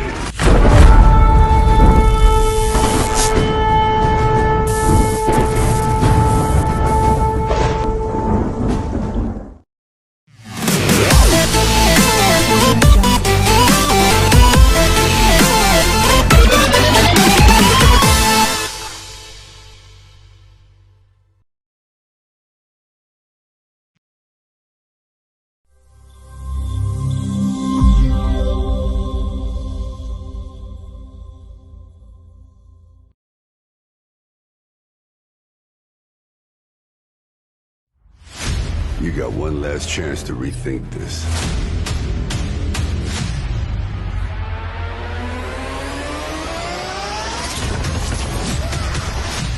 Think of the possibilities. Surrounded by supporters, Let us begin. The cruelest battles always happen in the most beautiful places. Not this time. When you're fighting for your life, nothing else matters. Until victory is won. No jokes, no gimmicks, just combat.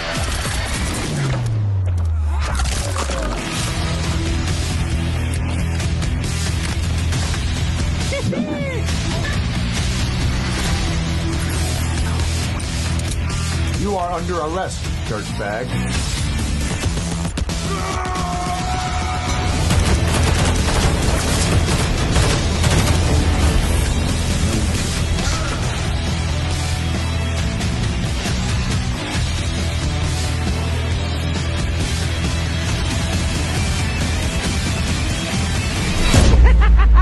Let's go crazy.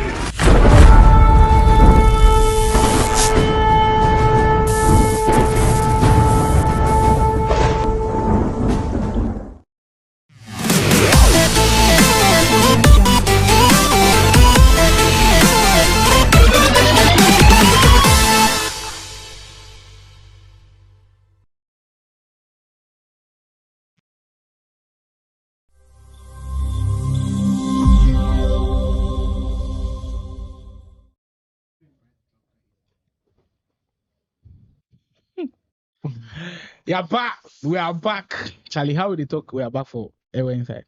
Hey, Charlie, I know Sabi everywhere, but I know they miss out for. But yeah, that's it. That's our cue to come back, and we'll get straight into the second order of the day. Gamer Girl NIca versus Bigups. Now, you know what? The first game has told me anything is possible. And I've set my view on the cards. After what we saw with Parker and Church, but I'm not saying that's an upset, but the way manner in which that game went, this one maybe. Don't sleep on anybody, otherwise you get slept. Yeah. That's a strong message to Bigups now. With what just happened, I won't be surprised if anything happens. Well, that's how we'll keep this one. It is still the After 6 Esports Ultimate Hub tournament. All of the games are being streamed. If you want to catch all of the action that wasn't with the live production, you can head on to After 6 Esports YouTube channel and then you can catch those games as well. There's Dels's game against Guy Kobe. I saw Ikalu and Kops's game there as well. I saw Pardia's game there as well. A lot of the games are on there and then you can go and enjoy. But currently, we'll get into the live action of NIca versus Bigups. I don't know where to even start with Bigups. Competitively, in my opinion, it's been a down year for him because last year he was excellent. Down here with a good reason. You just should like. What reason is that? He started content creation. You should just add that. So because of the content creation, the competitive side. It's not that like he halted like playing extremely well. Yes. So just that he wasn't participating in enough tournaments. You get it? Yeah. So and unfortunately, the ones he participated in, he came up short. So I feel like it was a bit of a downside, but with a good reason. So yeah, hopefully we'll be able to hear that reason from Bigups, because Bigups is right here with us in the studio and he's playing his game. So if anything happens, we'll go see a quick look at the formations for Bigups. He's going with the thing that works for him, that 4-3-2-1 popular formation, and now his players are also very interesting. I've seen Bukayo Saka. A lot of people read about him. We were reading about him the last time too. Bukayo, he's very good. And I will see his aerial plus striker as well. Vegas. With what Crouch has done. Do you think Vegas can replicate this? Oh yes. With just an inch difference. So yeah, I think aerially is second best now. Shooting is crazy. I think with his height, he's really good with his dribbling. So the agility is not there, but it's okay. So yeah, I think. But now looking at how NIca sets up with that 4-1-2-1-2, it looks a little bit narrow, but it could certainly change as and when that game goes on. The prediction lines are open for this one as well. We'll kick off with Bigups in the all-white, who will be attacking to the right. He'll be kicking from left to right. And then, of course, for NIca, she will be in, is that a pinkish, brownish kit from right to left? It should be a game that should be captivating, a game that a lot of people will agree with me that kind of feels like a David versus Goliath affair, and that could have been a momentum killer for NIca after that one had gone in. Off the get-go, Bigups just wants to take the lead and like assert dominance and show us why he's the heavy favorite to go on to win this one. Beckham! It didn't take him too much time, people.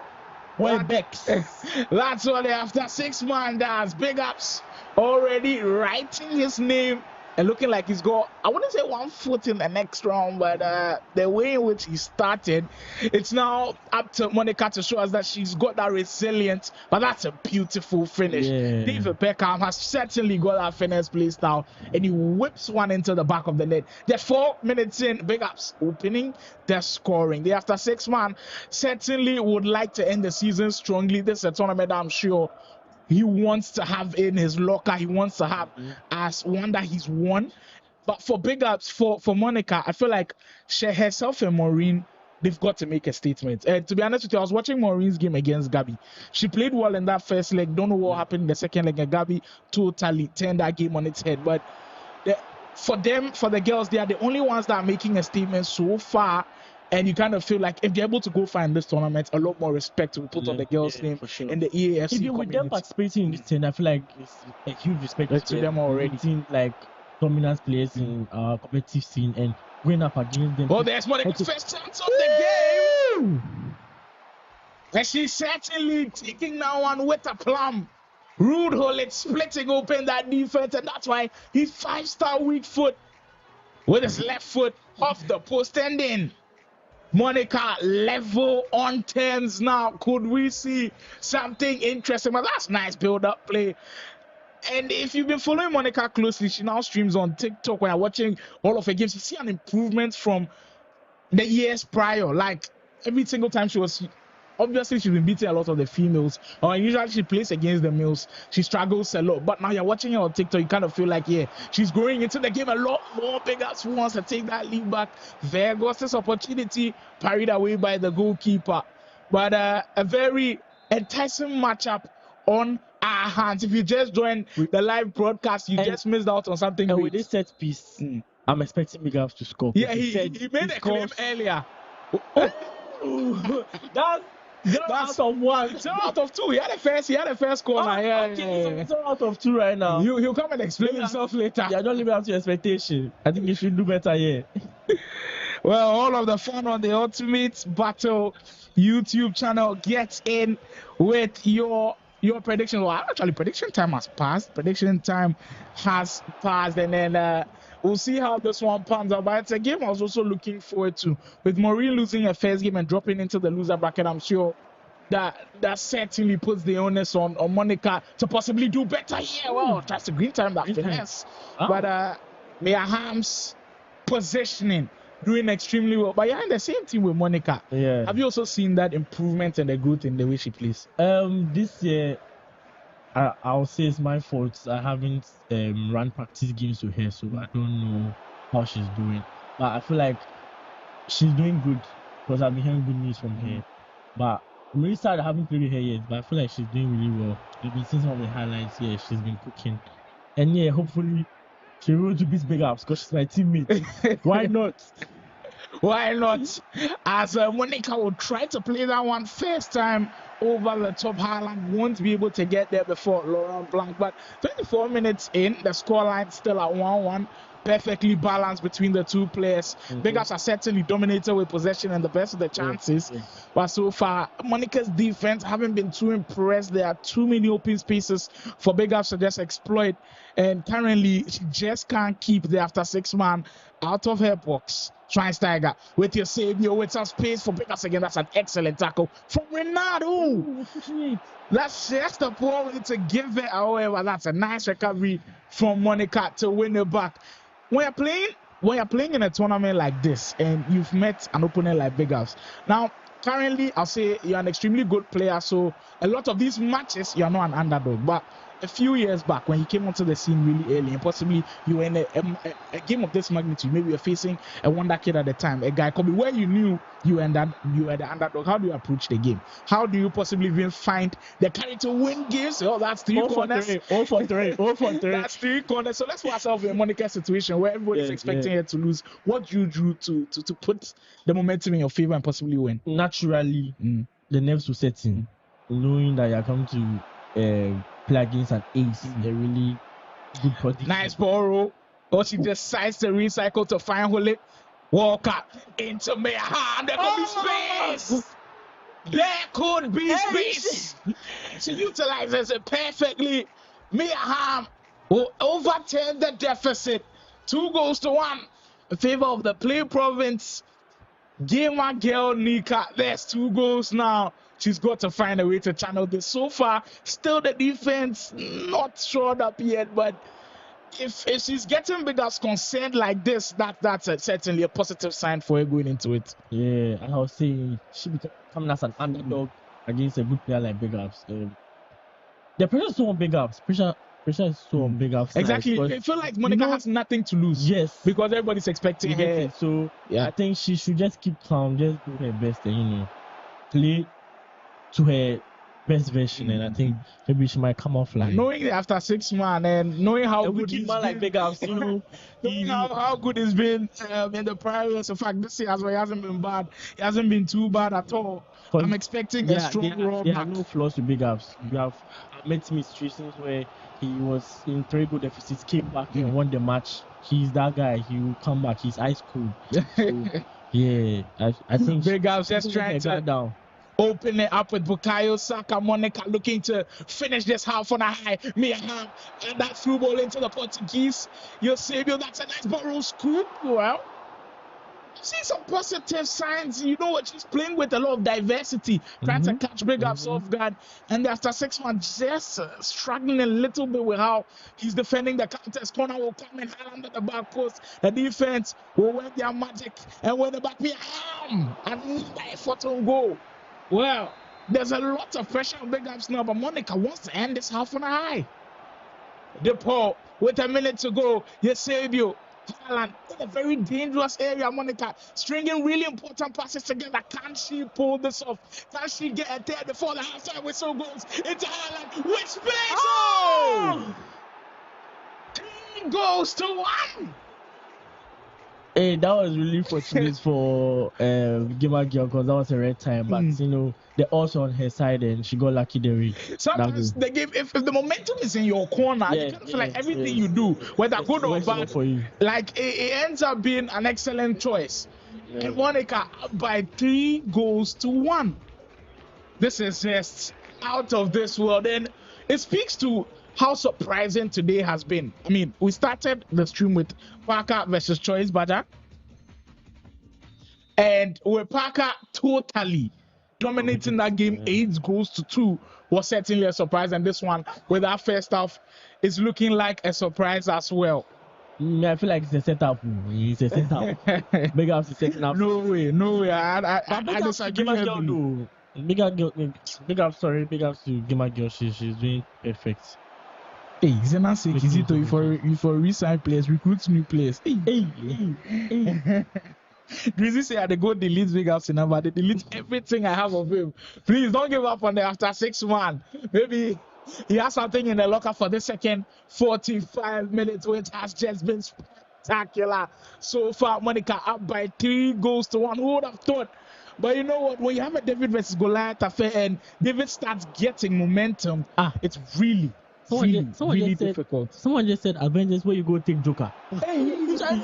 Where's space, Monica? Building something from the background with me. We only told there was space for her to shoot. There was space to shoot. And how Bigups is concerned, I'm telling you that after 6-1, is concerned, man, that this is just the first leg, as there is going to be a second leg coming. For Bigups, I think he needs to calm down a bit. He just might be rushing things. I've been in that situation before where I'm playing against someone where everybody is expecting me to win and I'm down by a goal and there's a lot of pressure on me. Yeah. But for Bigups, he has a lot of experience to handle that situation.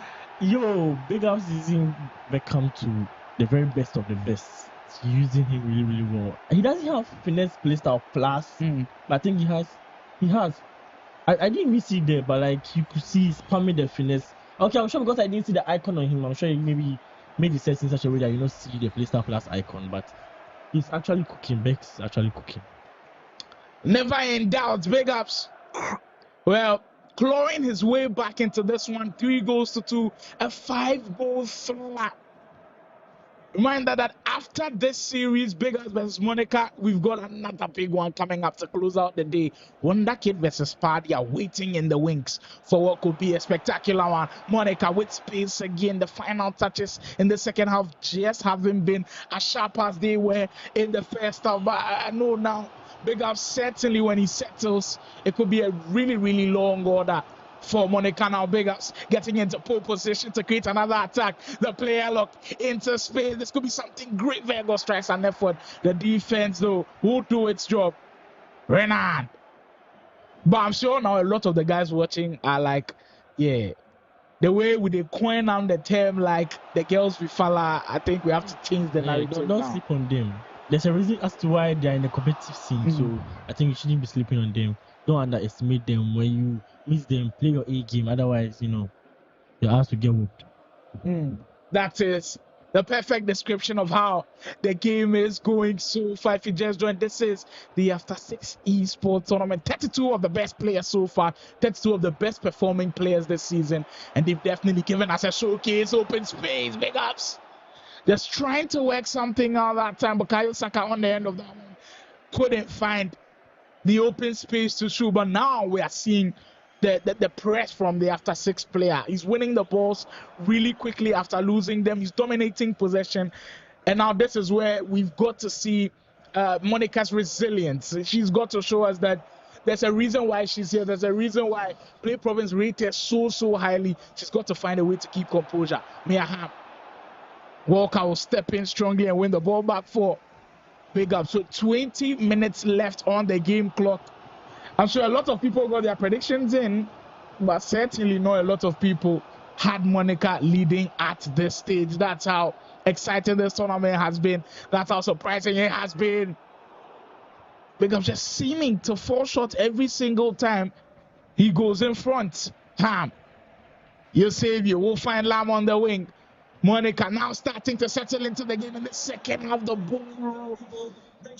Sometimes I feel like people overcomplicate the ball in some situations. Like, we know it's an easy skill move to use. We know it can create space for a normal pass. It can create space for normal shots. But at times, like that 10 there with Erling Haaland, the ball was not needed.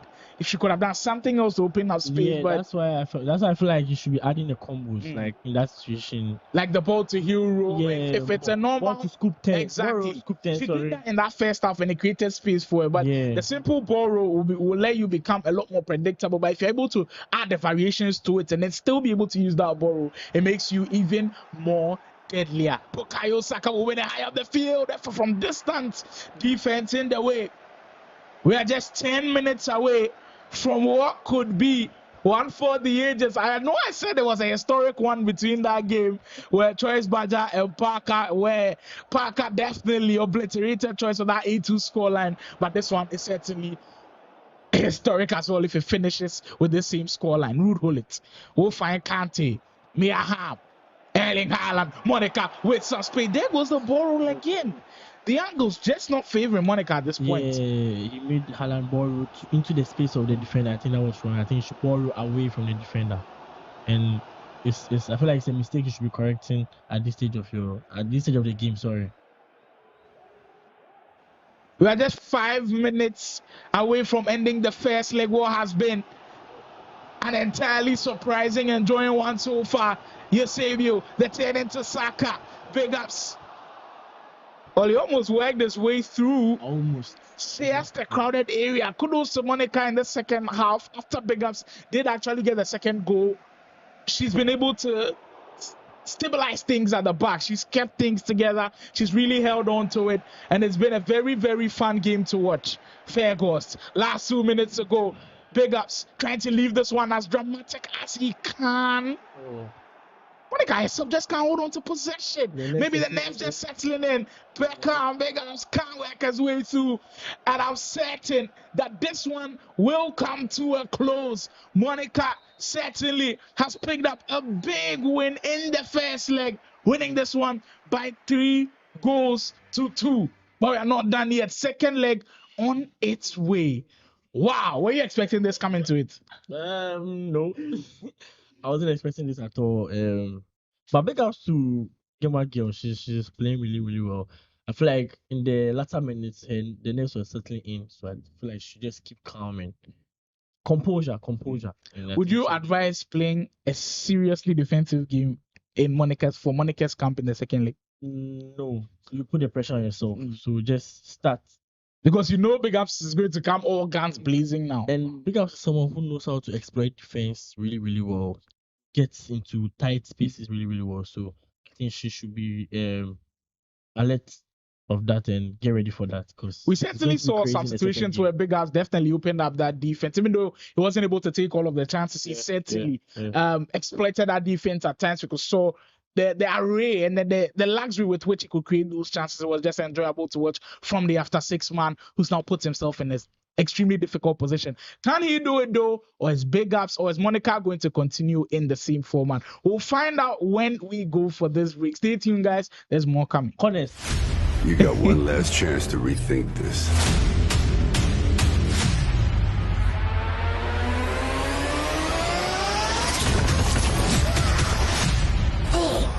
Possibilities. Surrounded by supporters. Let us begin.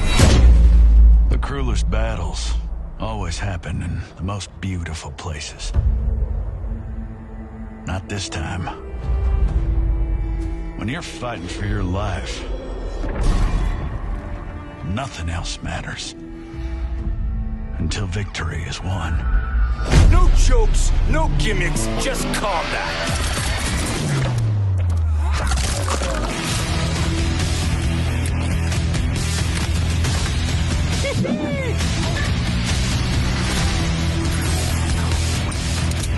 You are under arrest, dirtbag.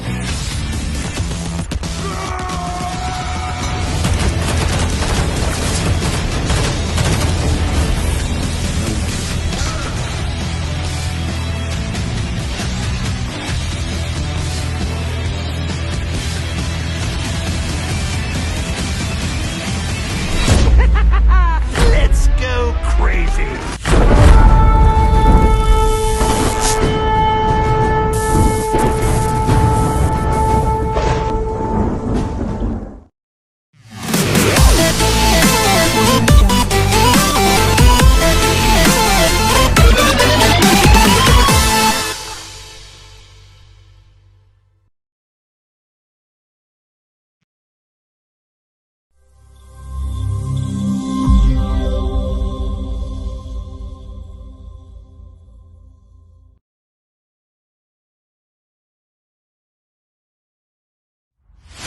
You got one last chance to rethink this.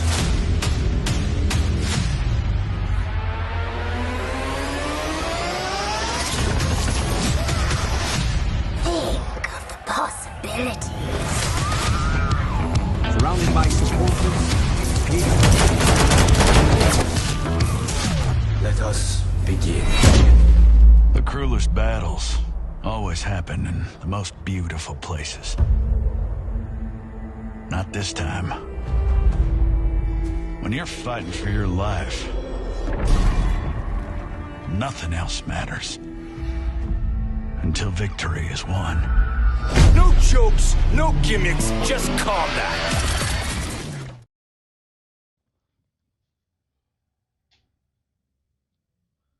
Corners.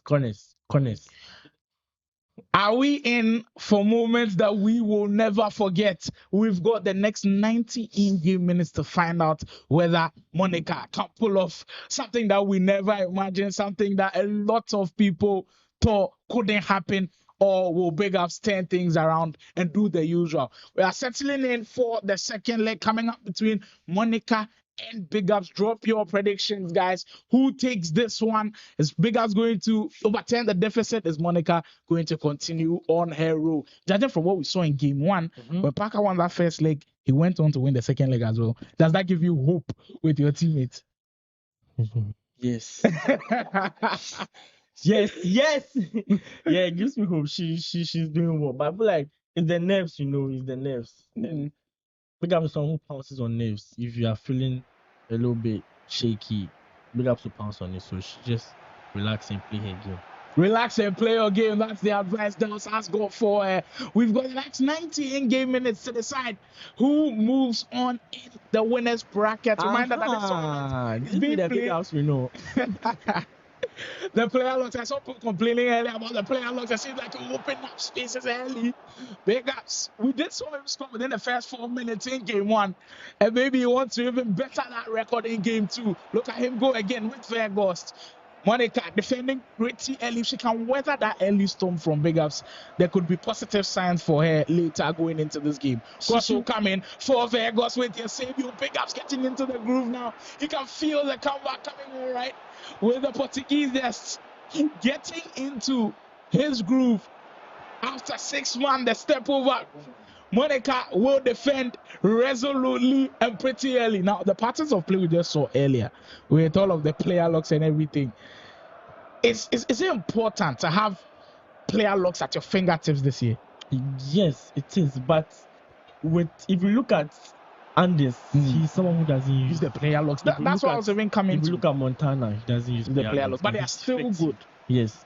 So at the end of the day, we all do player locks just because of the strength of passes. So if your strength of passes is good, I think you shouldn't have a problem. Speaking of string of passes, this one has opened up a lane. Bigups. And he's registered the first one in our second leg. We are level on the aggregate score line. Bigups opens the scoring. The player lock coming to the forefront of things. And it takes my mind back to the ultimate battle matchup we saw between Bigups and OG Drizzy. That was the best player lock performance I had seen so far this year. Before that one, I think Prince Jonas's player lock's performance at the Hits FM tournament was also excellent. But Bigups against OG Drizzy, the player locks were just crazy. I think we even created content about it some time ago. It was just mad seeing the after 6 man being able to do that. And I feel like he's channeled that Bigups in the second leg. He was about to do it again. Which skill move do you feel like is the most overpowered this year? Step overs again. Yeah, 2 step overs. And last year, I think it was also step overs. Yeah, last year was step overs. And then last year. Oh, yeah, see, we'll see if 25 they nerf it. We'll see.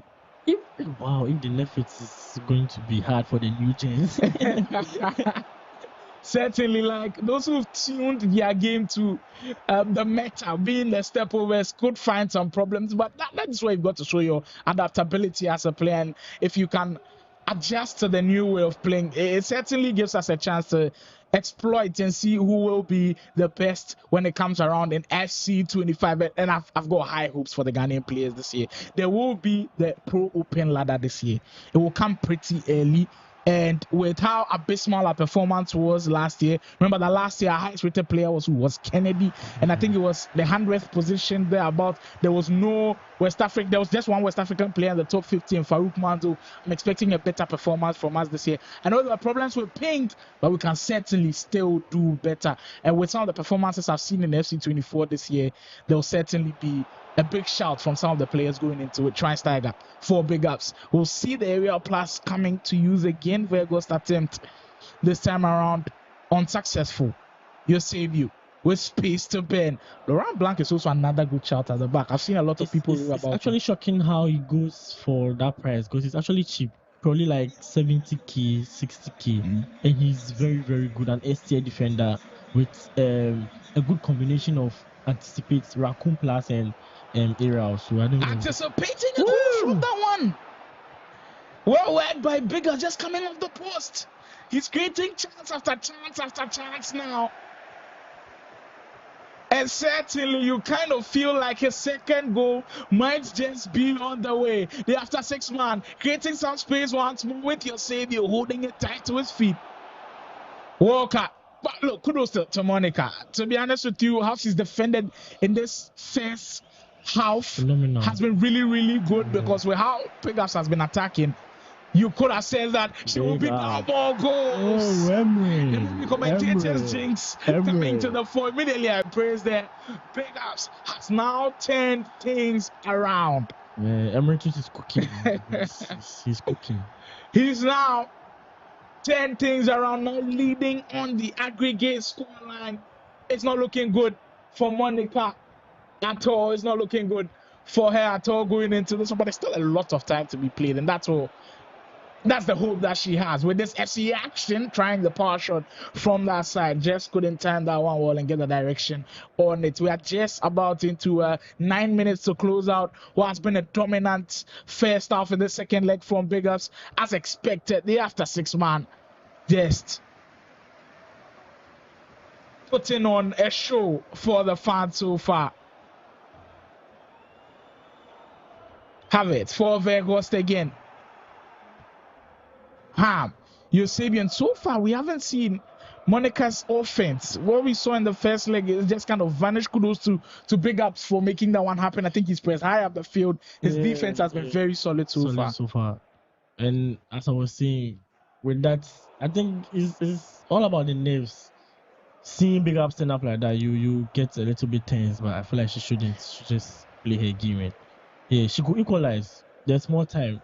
We are still in the first half. There's the whole of the second half still to play. I'm expecting like maybe a tactical pause from her in that second half, or maybe during the break, to switch things up. That's always a mark of a good player. Maybe switch things up, make things a lot more difficult for Bigups. Let him see more bodies up front, and certainly it could change her fortunes. But if Bigups gets another one to goal in, it certainly will make the job even more difficult for him. Bigups distracting his stuff, going through his phases, but we can't find the back of the net with that effort, and the first half will come to a close.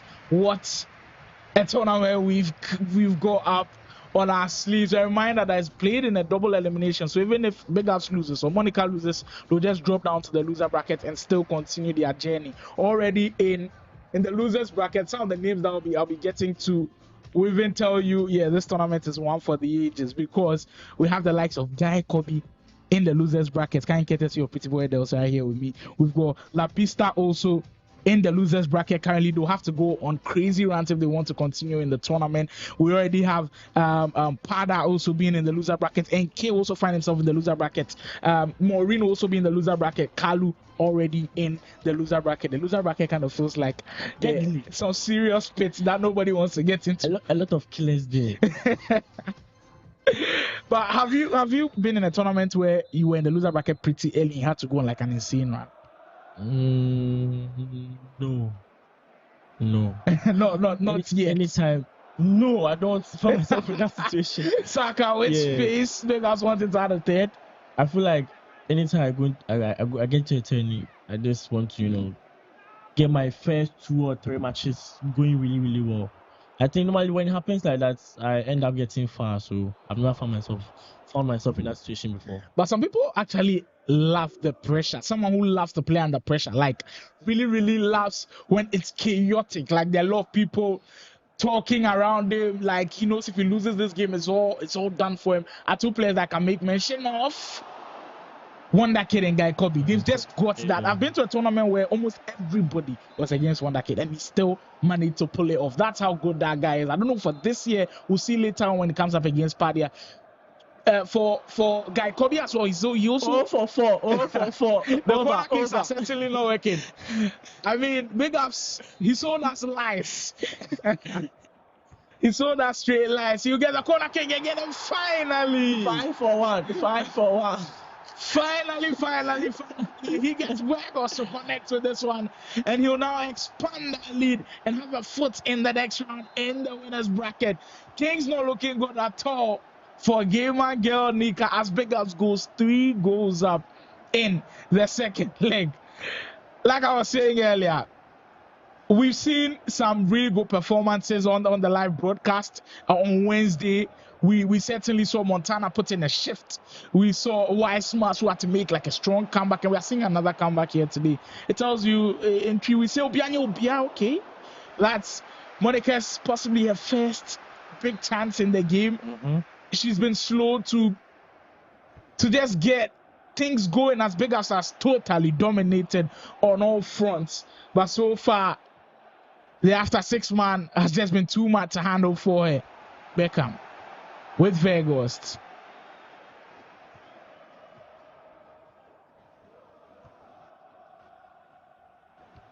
Eusebio with space to work with. That time, the step over just proving to be a little bit too much for Bigups, but he's just settled. And when you've got a settled Bigups, you know you always find trouble. Beckham's efforts coming off the bar again. The spaces are just too much. Like, and I understand that Monica wants to find a goal for herself. Erling Haaland will use his space and his strength. He tries to lob that one into. Haaland is so Rodrigo.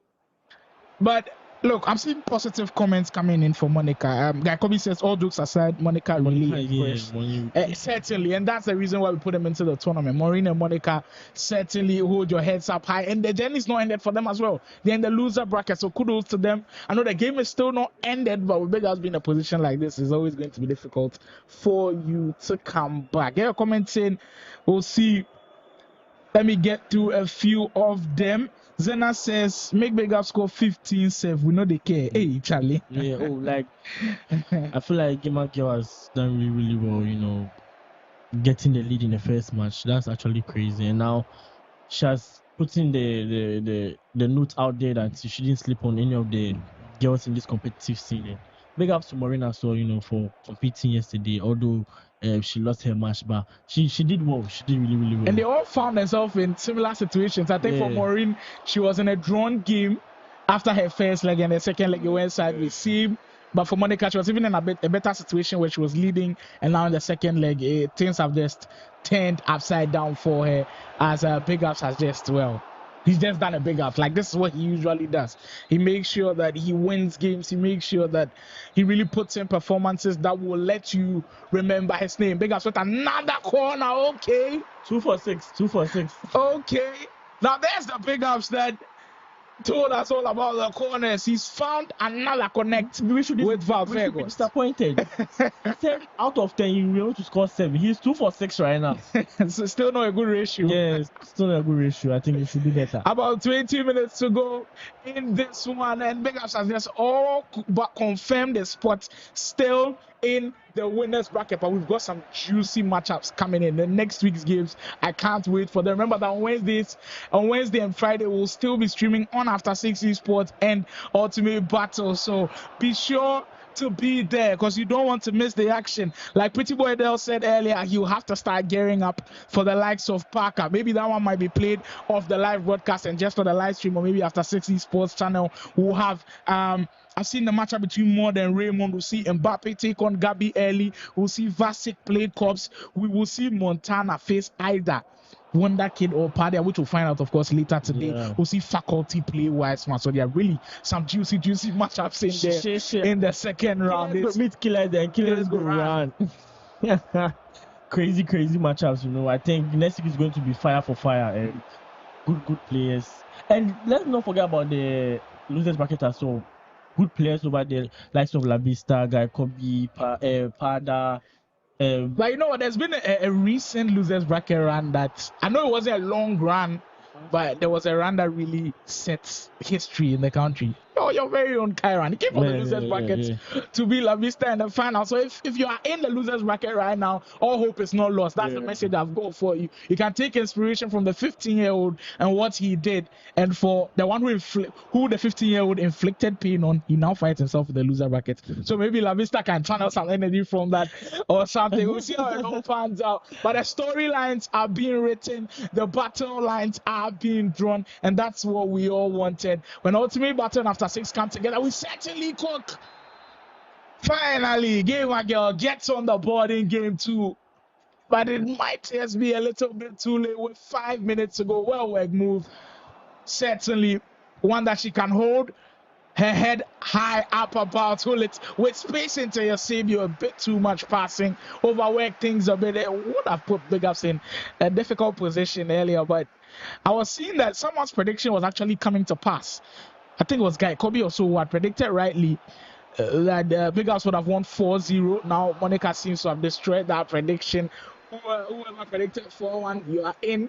Yeah, I think Mario did predict 4-1. You stand a chance of possibly winning the 50 Ghana cedis. I'm hearing that Mario has predicted 4-1. He's got to pray for NIca not to finish this chat with Holit. That's a dangerous tackle from Bigups, and there it is. See a ham. Skano Ashe. With the last seconds of the game, 4-2 in game 2, but certainly too late. But I'm sorry, Mario, you were so close to getting that one. Did someone else actually predict 4-2? Let me go through. Ang Bing actually predicted that Bigups was going to win 4-2. So Ang Bing will be our first winner of the day. Congratulations to Bigups Ang Bing on winning this game. Ang Bing.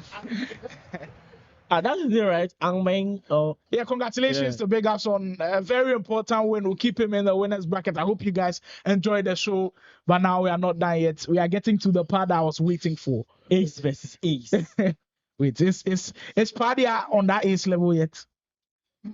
But this year, I think this year Ace, but for Wondhakid, it's all-time Ace. So all-time Ace versus current Ace. We'll see how it goes. I don't know. And Bing, make sure you're following Ultimate Battle and make sure you're following Ultimate Battle. Make sure you're following After 6 Esports and come and claim your 50 Ghana cedis, our first giveaway winner for today. Thanks for getting in the predictions. Congratulations to you as well. We'll now go and come back for the game we've all been waiting for possibly the best game of the day. Wondhakid versus Pardia will be on your screen shortly. You got one last chance to rethink this.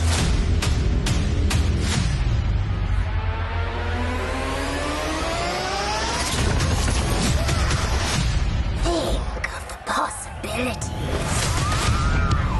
Surrounded by supporters. Let us begin.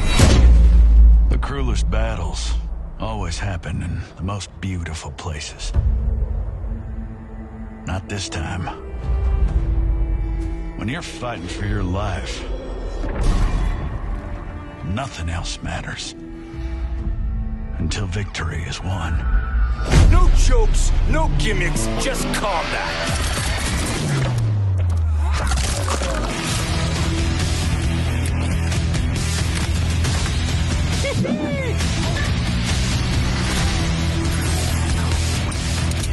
You are under arrest, dirtbag.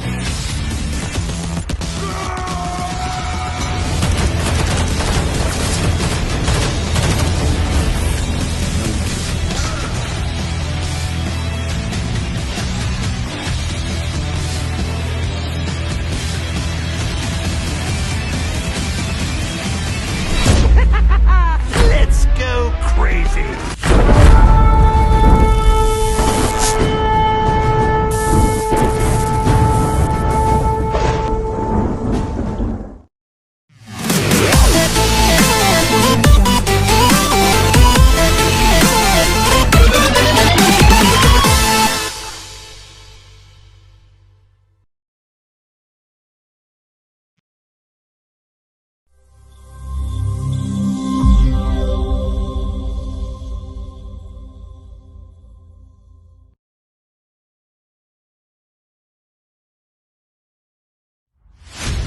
got one last chance to rethink this.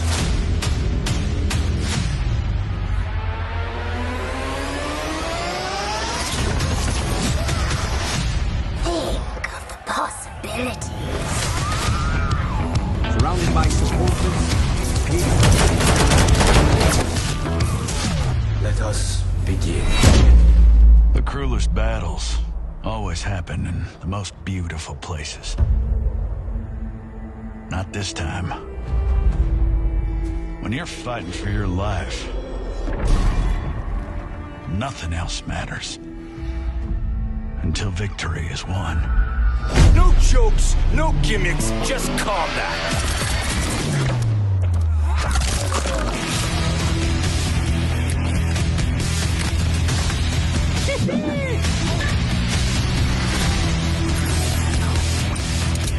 You are under arrest, dirtbag.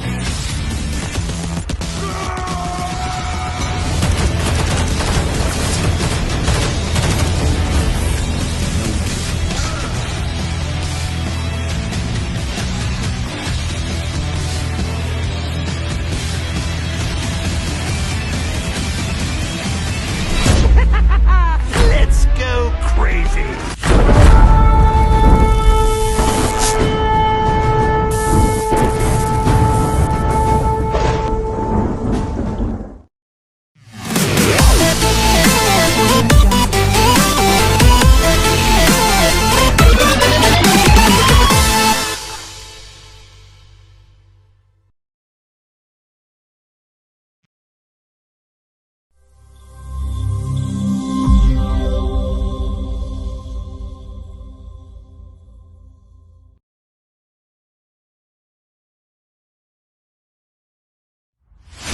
You got one last chance to rethink this.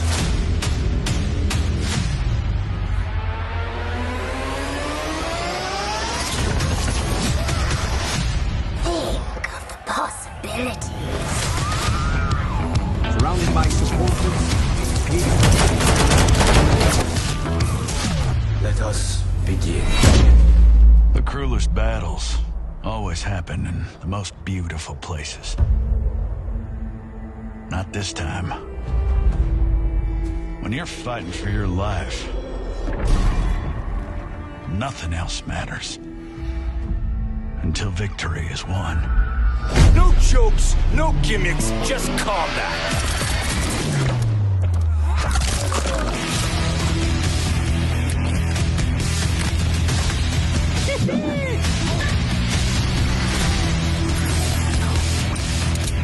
You are under arrest, dirtbag.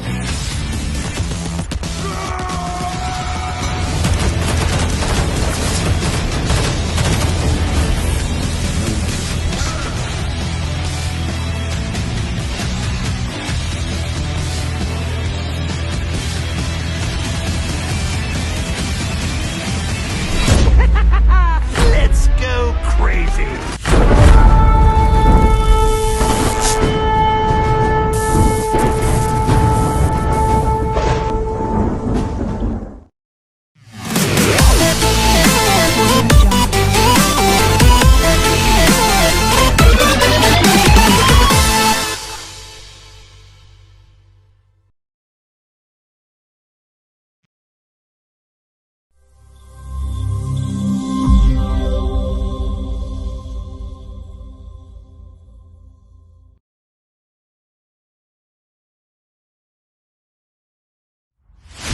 You got one last chance to rethink this.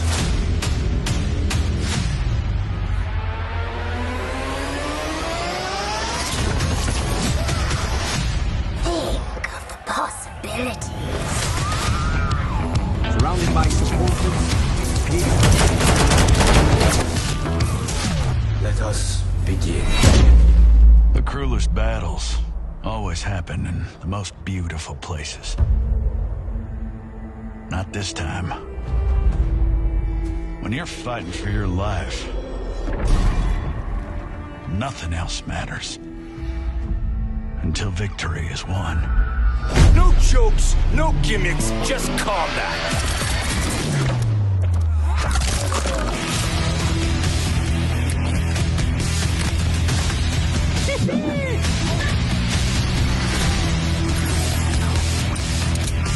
You are under arrest, dirtbag.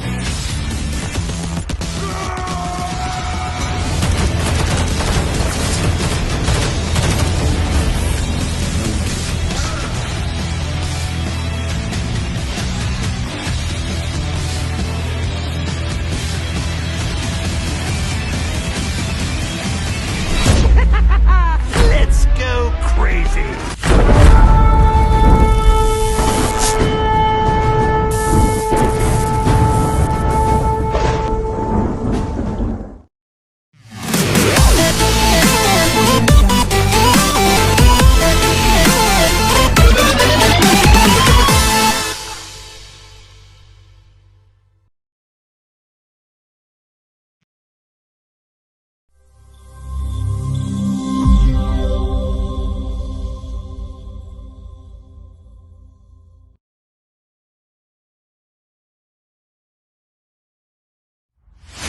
You got one last chance to rethink this.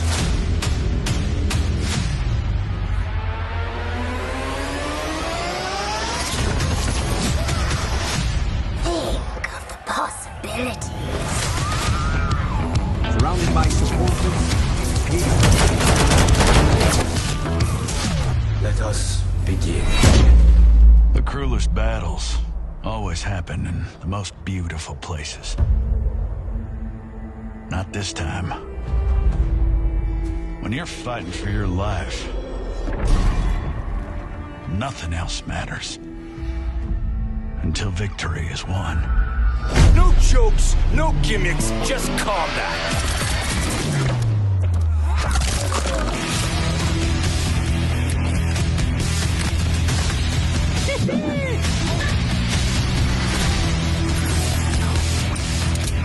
You are under arrest, dirtbag.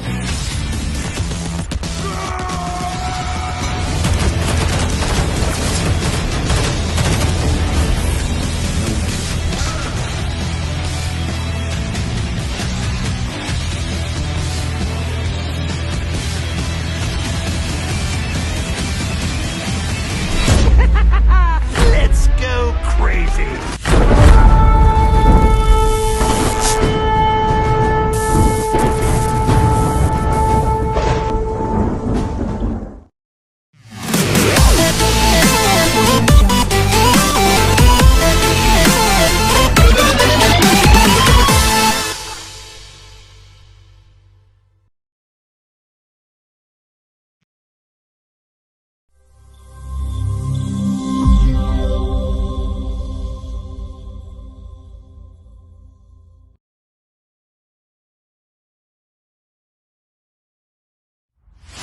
You got one last chance to rethink this.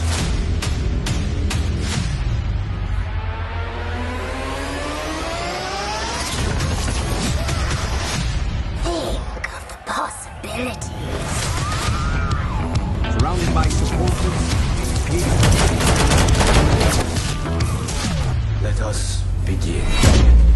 The cruelest battles always happen in the most beautiful places. Not this time. When you're fighting for your life, nothing else matters. Until victory is won. No jokes, no gimmicks, just combat.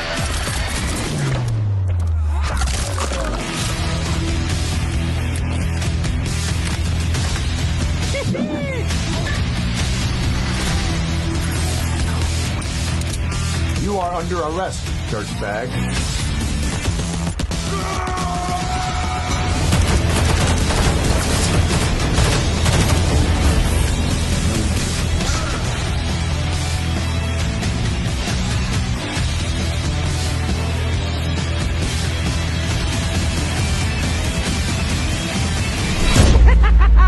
Let's go crazy.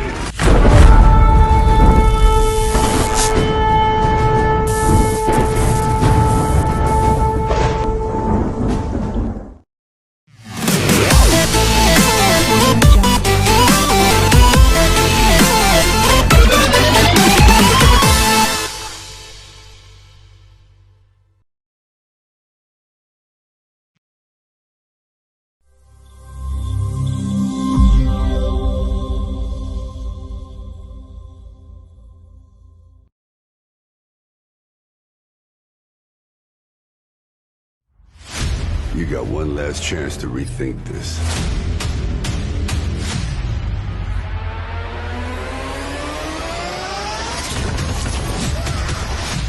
Think of the possibilities. Surrounded by supporters. Let us begin. The cruelest battles always. Yo, Charlie, me somebody low in phone. Why?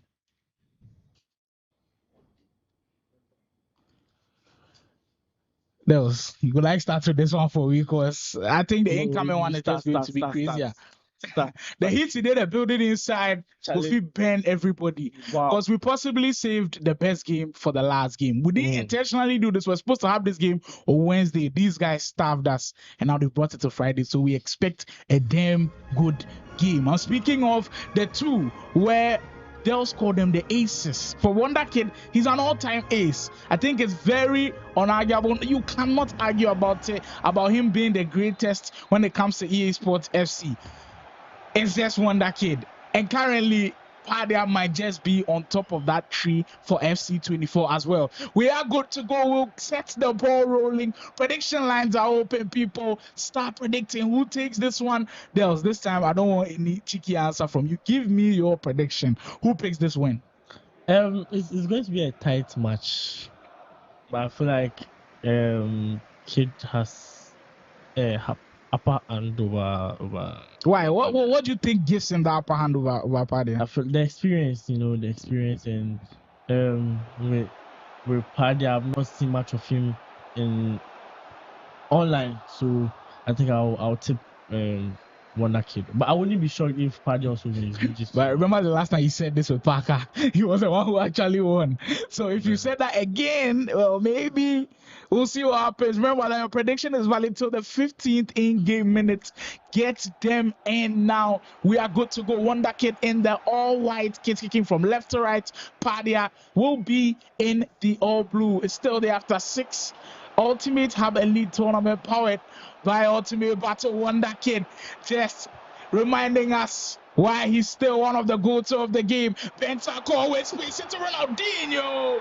Didn't need too many invitations. The VU Juju man makes his name heard. He strikes early. That was just the easiest of finishes for Wondhakid. That kind of reminds me of when Wondhakid used to be in his prime.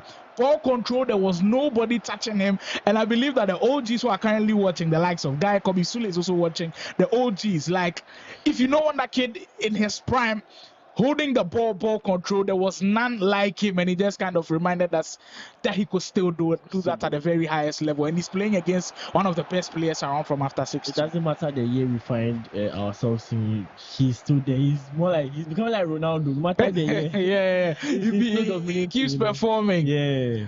It's just mad stuff going on right now. Whose camp are you in? Are you in the virtual union man's camp, or are you in the after 6 months? Do you want to go for class or form? Well, usually I go for form, but maybe class might just take this win. Wondhakid in another dangerous position again. He's holding on to that ball so well right now.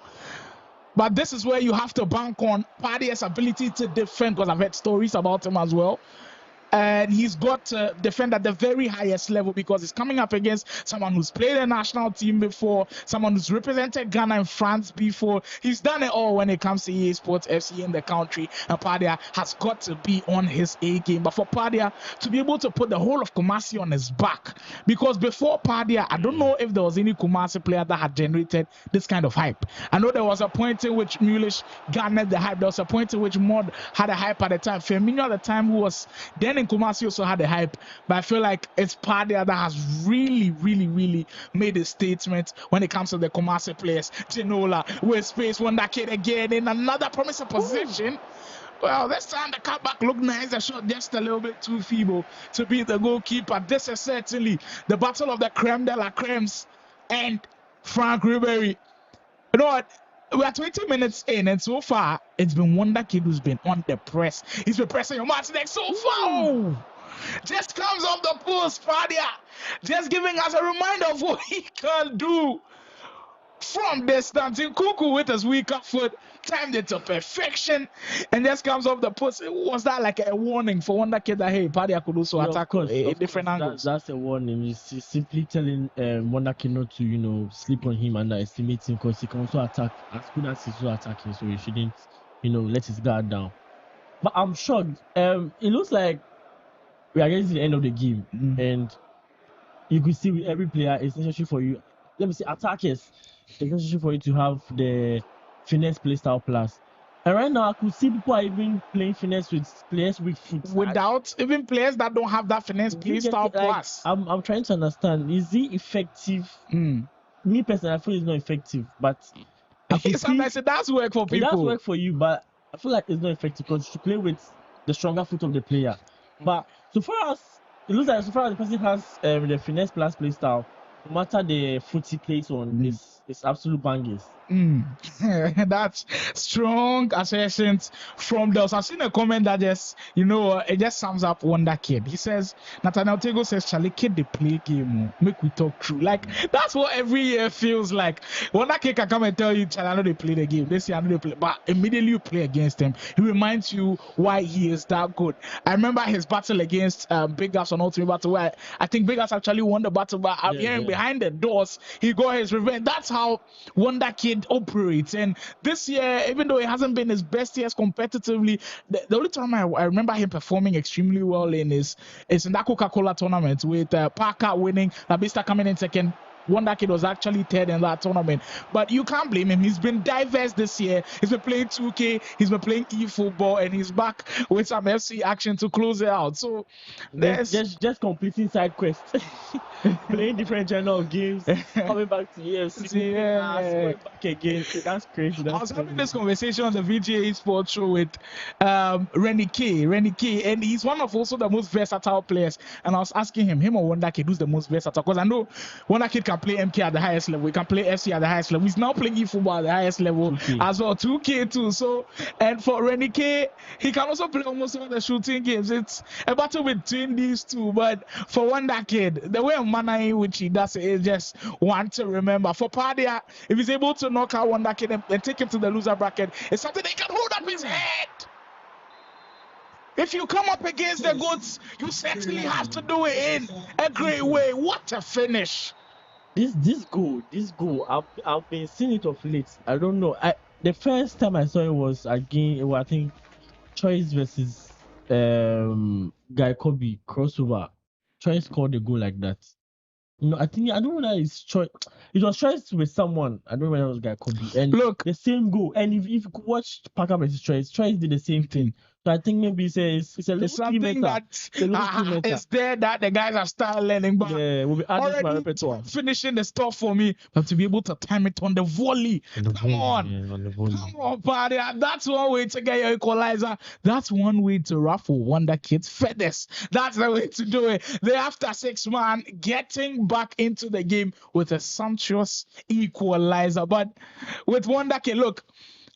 For those in the live stream and in the chat, forgive me if I speak a lot about Wondhakid, because what this guy has done is just too much. For Pardia, he's still new onto the scene, so there will be a lot more time for him to do great things. But for Wondhakid, the kind of things that this guy has done, everybody has got a Wondhakid story. What's your Wondhakid story?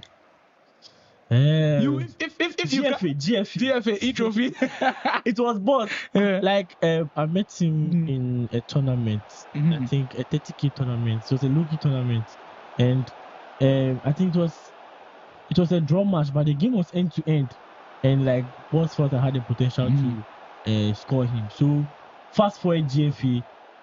I was in a group where he was the player. Wondhakid moment. There's another magical one. Ronaldinho Gaucho on the score sheet. You give him an ounce, he will make you pay. Wondhakid overturns that deficit. That's nice. But yeah, finish up with that story. So my first match was against Kid, and boss was telling Kid, I'll whoop his ass. They also whoop your ass. And Kid got angry. And I can't remember, we were in a group. I'll tell you the scores. I think we were in a group, and Kid tagged me, I'll score you. And that's why I knew, man, it was over for me. And I met him and he whooped my ass real bad. Look, I wasn't able to do anything. Like, I was so locked, bro. To be honest with you, I feel like everybody in the Esports FC scene has a Wondhakid story. If you can share yours in the chat, that would be beautiful. And I know a lot of people, some people have a lot of Wondhakid stories. And if you've been to Wondhakid before, count yourself as one of the lucky ones. Myself, I have a Wondhakid story because my first ever tournament, where it was on Legon campus, it was Hela Leman Ho, Charlie, they come in newbie. I score everybody from my house, I score everybody from my area. But then they'll ask you that one question: have you beaten Wondhakid before? And I was like, no. Then my very first time meeting Wondhakid. And if you remember this himself playing, it was up to around the 88th minute with some Shaqiri glitch and things. And that is how come Wondhakid actually beats me in that game. So from there onwards, I knew, yeah, this guy. That got to the heart.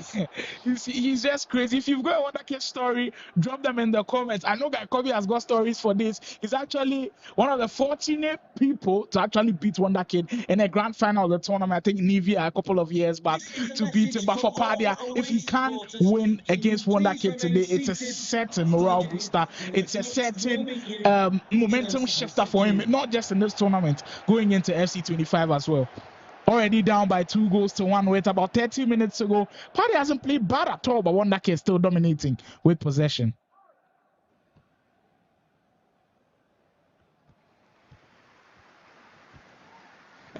Now people are dropping their Wondhakid stories. This is what I want to see. Nathaniel Tego says, a dear man for Twitter say, make it teach me something. He say, it be time and I can't do this. Prime for fooling. Oh, we almost got that one to go in. And I was introduced Crouch. We didn't see him in the first half. He was in the first half. He was in the first half. Yeah. Well, I skipped that one. I'm sure possibly Wondhakid trying to take a page out of Parker's book. Crouch trying to assert himself in this game. The high pressing from Wondhakid just couldn't finish it off. So Nathaniel Tego says he DM'd Wondhakid, and Wondhakid was like, he said it be timing. Where Danny Joe says, if you meet Wondhakid, you know the pressure on you is massive. He beats you with the aura. I can't disagree with that at all. The aura alone is crazy. Squadada says, Slimo, if you play drawing Kwan plus K2, you'll be lucky, and Charlie, you'll be lucky, bro. In those years, you will certainly be lucky. Danny Joe comes again and says, imagine in the Coca-Cola tournament is around Kwan be 10K. Charlie, if you've got more Wondhakid stories, just keep dropping them. But now focus our attention onto the Kumasi phenom in Pardia. As you have to defend on this occasion. Wondhakid trying to pull the player look out of his bag, and he gets a fortunate bounce.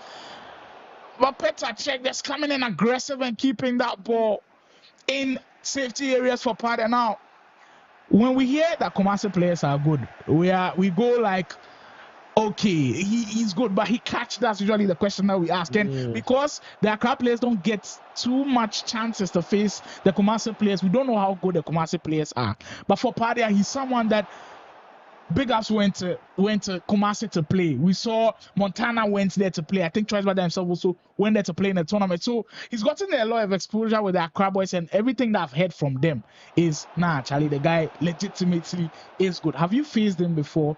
And if you haven't, what have you heard about Pardia that makes you believe that, yeah, he's actually very, very good?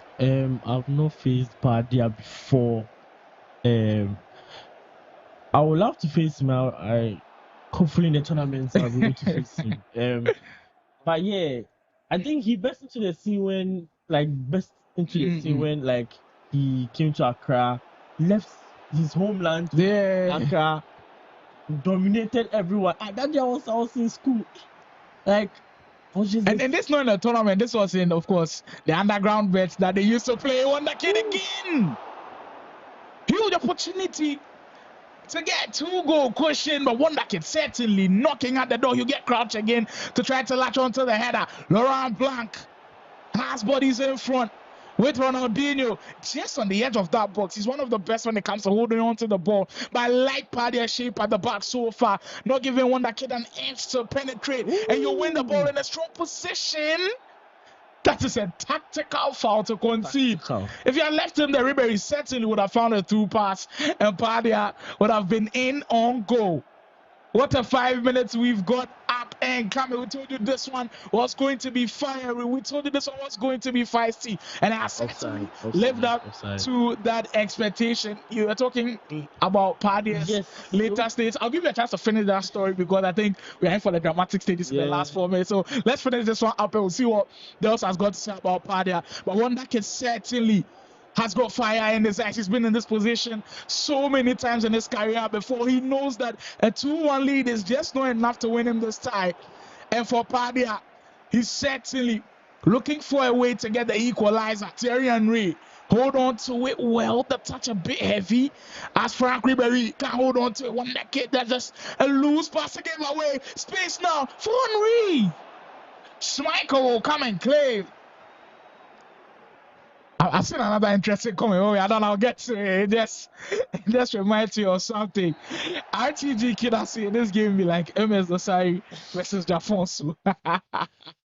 I can't disagree. MS Dosari, one of the goats of the game. We can liken him to Wondhakid, and I see him back in Ghana, and Jafonso new onto the scene. Of course, Pardia also doing magic in Ghana. Before we go for the break, finish up with that story with Pardia, him coming to Accra and making a statement. So yeah, fast forward, he came to Accra. My phone was just ringing, notifications here and there, just for me to go and see Pardia is whooping everybody. So like, I'll be like, so this guy, they lash out. This guy, they lash out. So I was like, are you serious? I was like, nah, this guy is actually him. So it was from that stage, I was like, nah, Pardia is actually good. And I would love to see him in more tourneys. Nah, bro, I've seen another prediction. And Bing, hey, Charlie. He's won 2 predictions in a row. Why cash out 100 CGs? He predicted that Wondhakid is going to win this one 2-1. Charlie Angbing, wherever they get your predictions from. I beg you are. That's how we'll close the first leg of proceedings with the VU Duduman up by a slender lead 2-1. Can Pardia turn it around? It's not been many times that we see people overcome a first leg loss against Wondhakid, but with the kind of form that Pardia is in, he's someone that you can certainly back. We'll take our final break of this one, and we are back. We'll bring you the second leg action of Wondhakid taking on Pardia. You got one last chance to rethink this.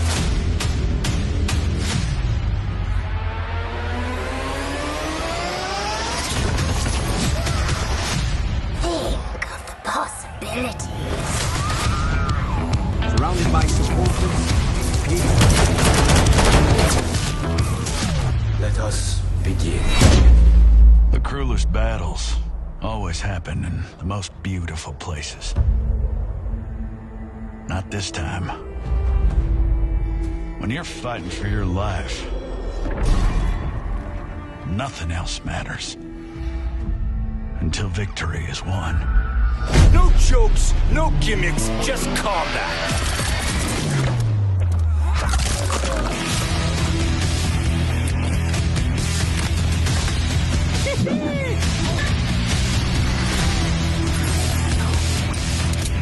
You are under arrest, dirtbag.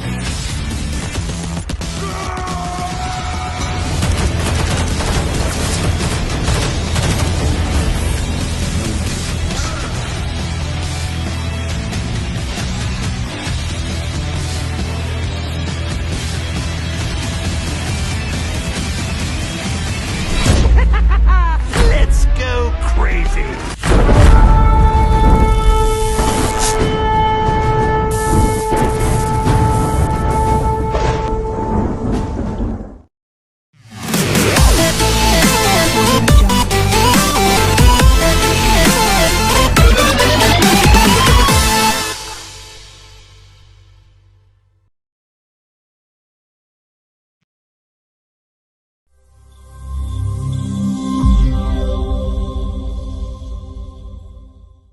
Give them stats. All right. We are right back for this one, our last game on the stream today. It's certainly been one to remember right from game one. Right from game one where Parker put himself on the map. And you know what? He's already been on the map. But he deepened the lines on the map with that 5-0 scoreline. Second game, Choice Bada wanted to make things a lot more interesting. He scored the first 2 goals. Parker made that statement and turned things around and finished the scoreline 8-2. We're done with game one. We thought the drama had ended, but in the second game, there was more coming up with NIca winning the first game 3-2 against Bigups. But after 6 months, reminding us why he's one of the best around and overturning things in game two. In game three as well, we've been left with some excellent action with Wondhakid picking the win 2-1. Did you notice some things about Pardia's game that you feel like he can still improve on in the second game to possibly beat Wondhakid? To be honest, there were no flaws with his game. He was playing perfect, but Wondhakid is Wondhakid. Using his experience there, knowing that in the first game, Pardia will be a little bit nervous, so he pounced on his nervousness, made sure he took the lead. So now in Pardia's shoes, I feel like he should still play his game, just be him and be more decisive when it gets to the final third, and I think maybe you have the upper hand at the end of the game. So. That pressure alone of knowing you're playing Wondhakid, and if you slack any minute, you are gone. You've got to be precise. I think that's the word. Precision has got to be key. Accuracy has got to be key. And for Angbing, you won the prediction. You won twice in a row now. We owe you 100 CDs. Make sure you're following Ultimate Battle on X. Make sure you're following After 6 Esports. And just DM us. Send us a DM with your Momo number. Come take your prize. I don't know where you slept today. Hey. I don't know. Like this guy. You know what's funny? Right now, everybody's waiting for Angbing's prediction first, please. No complaint on prediction because it is first come first. Hey, that's crazy. No, I saw Squadana's comment. He was like, "Well, Angbing, you watch the game already, and fortune teller, Charlie. Say this talent. If you take over bet, Charlie, go make the boys cash out to our Angbing. I've got a comment from Guy Kobe, and you know what? For Guy Kobe, he certainly himself and Sule, they've been in the scene longest with Wondhakid. They know him best. Yeah. And this one certainly is a nice description from Wondhakid. He says, Wondhakid is only pure talent when it comes to FIFA games in Ghana. We all they learn, but Wondhakid then take one now. Then take one now. There's be some crazy FIFA moments. Certainly. And if that's coming from Guy Kobe, then that's the certain truth. Like, that's the one you've got to put the exclamation mark on, because he's been with him throughout the whole of his journey. He has suffered the most. Guy Kobe is actually the one that has suffered the most in Wondhakid's hands. If Guy Kobe can attest to the fact, Wondhakid is the one that's possibly eliminated him the most in tournaments, and the one that's actually beaten Wondhakid the most in tournaments, possibly Guy Kobe is in at the top of that list as well. I kind of remember Sule beating him in the 2018 GDC final as well, but Guy Kobe also Nevia, making sure that he makes that staple. These guys, they certainly put Ghana on the map when it comes to esports. I kind of feel like these guys certainly deserve all of their flowers. Keep the predictions coming in before game 2 begins. We are getting ready to go. Let's throw ourselves back to, I think, last 2 years. Kid and Kobe went to represent Ghana in the 2v2 tourney. that was crazy. Unfortunately, they didn't, perform to the level that we expected from them. Hopefully, we see more from them. With that one, I think we've got ourselves to blame, and ourselves to blame in the sense that the way we prepare for tournaments like that is not the best. We knew we were playing 2v2. From my knowledge of things and talking to a lot of the players around and the management and everything, those two hadn't trained together a lot. Look, they are star players in their own right, but you still got to find a way to build chemistry. They didn't build chemistry at that point. I feel like if you are good individually, it shouldn't be hard for you to gel. You get me? But you still need some reps in there to like build telepathy, chemistry, and everything. Even if you are that good, right? You've got your way of playing. I've got my way of playing. We've got two different philosophies. We've got to come to like a crossroads in the middle to meet and say, okay, this is how we play. But you performing individually to its finest comes to adaptability. Yeah. So that's what I'm saying. Like, although individually they are good, I feel like it shouldn't be a problem for them to gel, because if you are good, you're able to adapt to your teammates. But mind you, style of playing, all those. I'm taking it too easy on them, because actually Wondhakid and Guy Kobe, they've played in 2v2 tournaments before. Even before that one, they had played. I think you guys even faced them at a point too. No excuses for them. They didn't perform well. Hopefully, when another chance comes like that, they can do better. So yes, someone also put in a comment, says 2v2 tournament should be represented by 2v2 winners. That's also very, very true. I think there should have been a specific tournament held for 2v2 players, and we'll see chemistry. Parker says chemistry they count when they play 2v2. That's certainly a good player there. Right there. He's a 2v2 specialist. just like me. So yeah. Certainly, yeah, we are getting ready to go. I'm here Wondhakid and Pardia are getting in. But first game, 2-1 for Wondhakid. He's one I know that doesn't bottle too many leads. And for Pardia, he's also one that I've heard really great things about. I've heard Pardia's control sprint dribbling is possibly the best in the country right now. Like, a lot of people have been rambling about it. I remember the last time Bigups was speaking about it and saying, yeah, this guy, when it comes to control sprint dribbling, it's difficult to get the ball off him. I didn't see too much of that in game 1. I'm expecting for him to bounce back in game 2. Coming up against Wondhakid, it's not going to be an easy task at all, because we've all had our fair share of how things usually go against Wondhakid. Still, the After 6 Esports Ultimate Hub Elite Tournament powered by Ultimate Battle, our partners, the Esports Association of Ghana, the VGA Esports Show, Ultimate Hub, Canvic Records Esports.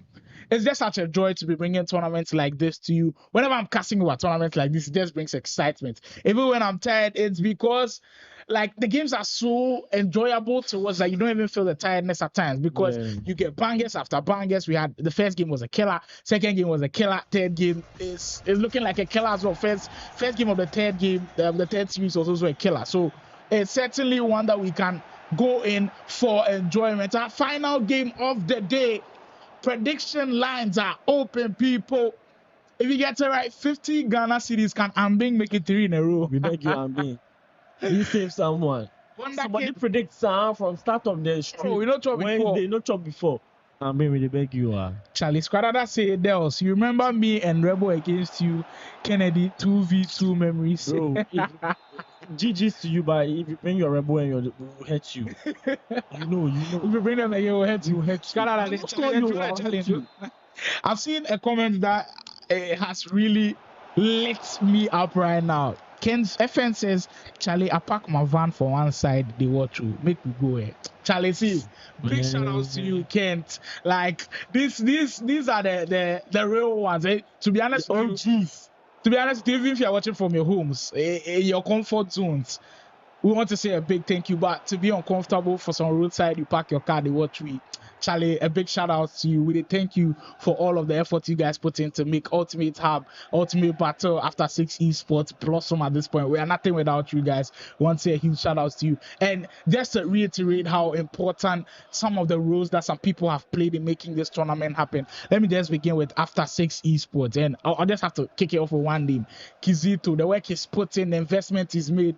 Charlie, shout out to Kizito. We appreciate all of your efforts. Keep going. There's something, definitely. Man. Big. There's the lights are so bright at the end of the tunnel. It will feel burn your eyes. Keep going, you see Kizito. And then move on to Ultimate Hub.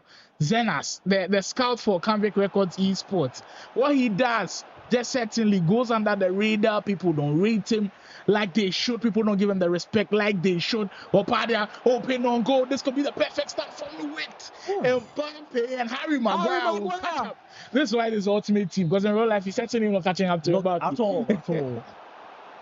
He's actually not catching up to Mbappe. So a huge shout out to Zenas as well. We appreciate all of your efforts in there. And then Ultimate Battle. There are lots of names that comes to mind in making Ultimate Battle happen. We'll start things off with Play Province's very own Mr. Herbert Kweku. I mean, what this man has done for esports in Ghana, it kind of feels like Wondhakid in a way, in the technical aspect. He's in that same bracket with, of course, Mr. Kwesi Hayford. Possibly maybe just above him a bit, maybe a few more years under his belt, and maybe we can put Mr. Herbert in that same category. Canvic Records Esports. I keep forgetting his real name because we've called him Canvic so many times. It's now stuck with us. The effort is also put in. I mean, look at where his team is right now. Certainly, in the conversations as the best team in the country. So all of these guys have made sure that the esports scene in the country is really blossoming, and we shout all of you guys out. Keep doing what you are doing. We appreciate all of the efforts you guys put into the industry. Wondhakid. We'll see him on that best of pace again with Kawalka. You get fortunate bounce. Sometimes when this happens, it can go well for you. NIca on the move again. That's why they call him The VU Jujuma essentially sprinkled some of his magic on there. He was fortunate with the bounce though. Yeah. But at this point in the game, you've got to expect the bounces. Now when I'm defending, I kind of feel like Charlie, he ain't gonna make the ball go the attacker in there again. Because it just happens way too many times now. And now it's going to be a tall order for Pardia to even take over, come back down 3-1 against Wondhakid. That's not a position you want to be. And you've got to come to the party a lot more earlier now. Waiting Kunku. We'll try driven pass into Thierry Henry, but you feel like what you said earlier is coming to the forefront. That Pardia doesn't play a lot of online and ultimate team, and that's why possibly he's on the losing end now. It looks more like it, but I think you're like it's a good player. You should be able to know how to adapt. You've played your first game, you saw your flaws, you went back to the drawing board. I think he should better his game by now. It should be okay by now. I know he has to take time with foot. I'm sure he has been playing foot, but not as much as we do over here. You get it? So I think he can still come back. 30 minutes more time. There's still a lot of time. It's not impossible though. It's just that the caliber of the opponent is facing. That's why it looks impossible. But there's still like a huge opportunity. I've seen more Wondhakid stories coming up. I've been reading a few of them now. Ginny says TV3 tournament. Alash Kobe, Alash La Vista. Wondhakid catch me coming 5-0 for series. Charlie, that's it right there. Like this guy, he's inevitable in that TV3 tournament actually. Going into it, a lot of people had written him off, and the informed player at the time was Kennedy and they actually set that battle in the final, and Wondhakid showed him who's boss. So for Wondhakid, if he goes on to win this tournament, Charlie, I'm just tired with a new gen. If you guys can beat Wondhakid again, signed, sealed, delivered. No way, he does it again. This time you don't call it a fortunate bounce. Well timed, near post finish. He gets the second to go. The aggregate scoreline now 4-1. Things not looking too good for Pardia at all. He's not in a position that anybody would want to be. Wondhakid now comfortable. Wondhakid now confident. He's always going to be a difficult player to stop. If you can't tell me say no D4, man, the one go move to a Wondhakid. Okay. That was just really, really crazy. Ginola on the 10 again. He'll send that run of Theo Hernandez. And look at him integrate the new stuff into his play.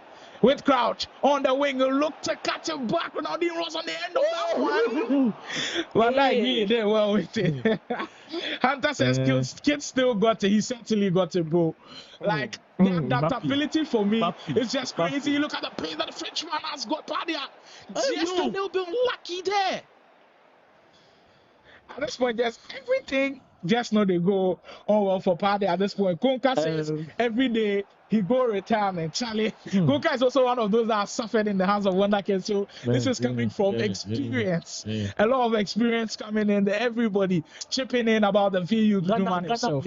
Fooling is too much. You guys should stop. If you're in good form, just say you're in good form. Why are you saying you're not in good form? Come on, bro.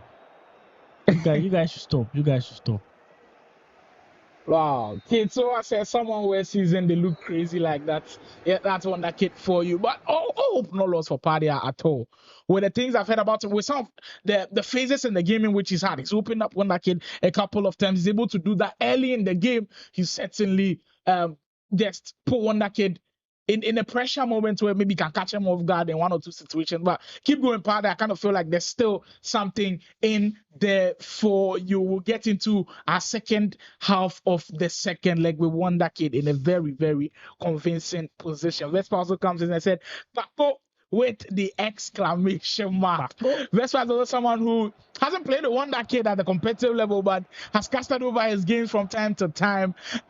He's seen all of the greatness. Vespa, if you can share with us some of your favorite Wondhakid moments as well, I'd love to read them for everybody to hear. Just get them in, guys. But Wondhakid certainly putting on a show right here. We'll go into the second 45 minutes of this one. Have it for Pardia now.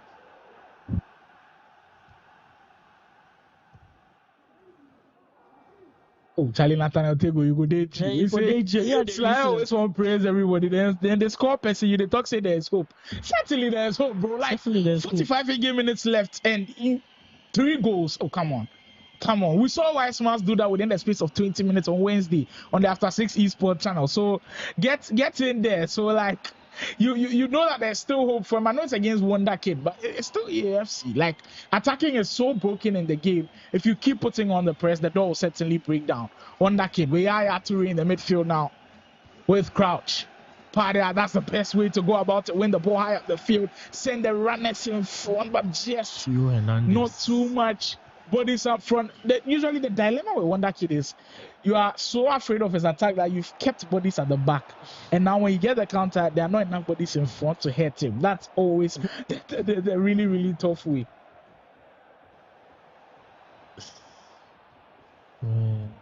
The string of passes is actually crazy, you know. Taking his time in the final third, not rushing, exploiting the defense. Oh, that's an offside. Exploiting the defense to its perfection. Man, Wondhakid. His ball control in the final third is actually crazy. He doesn't rush at all. That composure there, I think, is something everyone should, you know, add to his or her game, because it's actually crazy. It's a low key good meta, you know. So I think it's something you should add to your game. And when Wondhakid tells us he wants to go into coaching and he wants to stop the game, and FC25 he only coach, you advise him to do that with how good he still is. Yeah, okay, I wouldn't be happy if you say you're coaching, but like for you to coach, you should be able to play the game. Yeah, exactly, you have to be like extremely good. It wouldn't be as competitive as the one you be training, you know. So it would be sad to see an end of an era, but nah.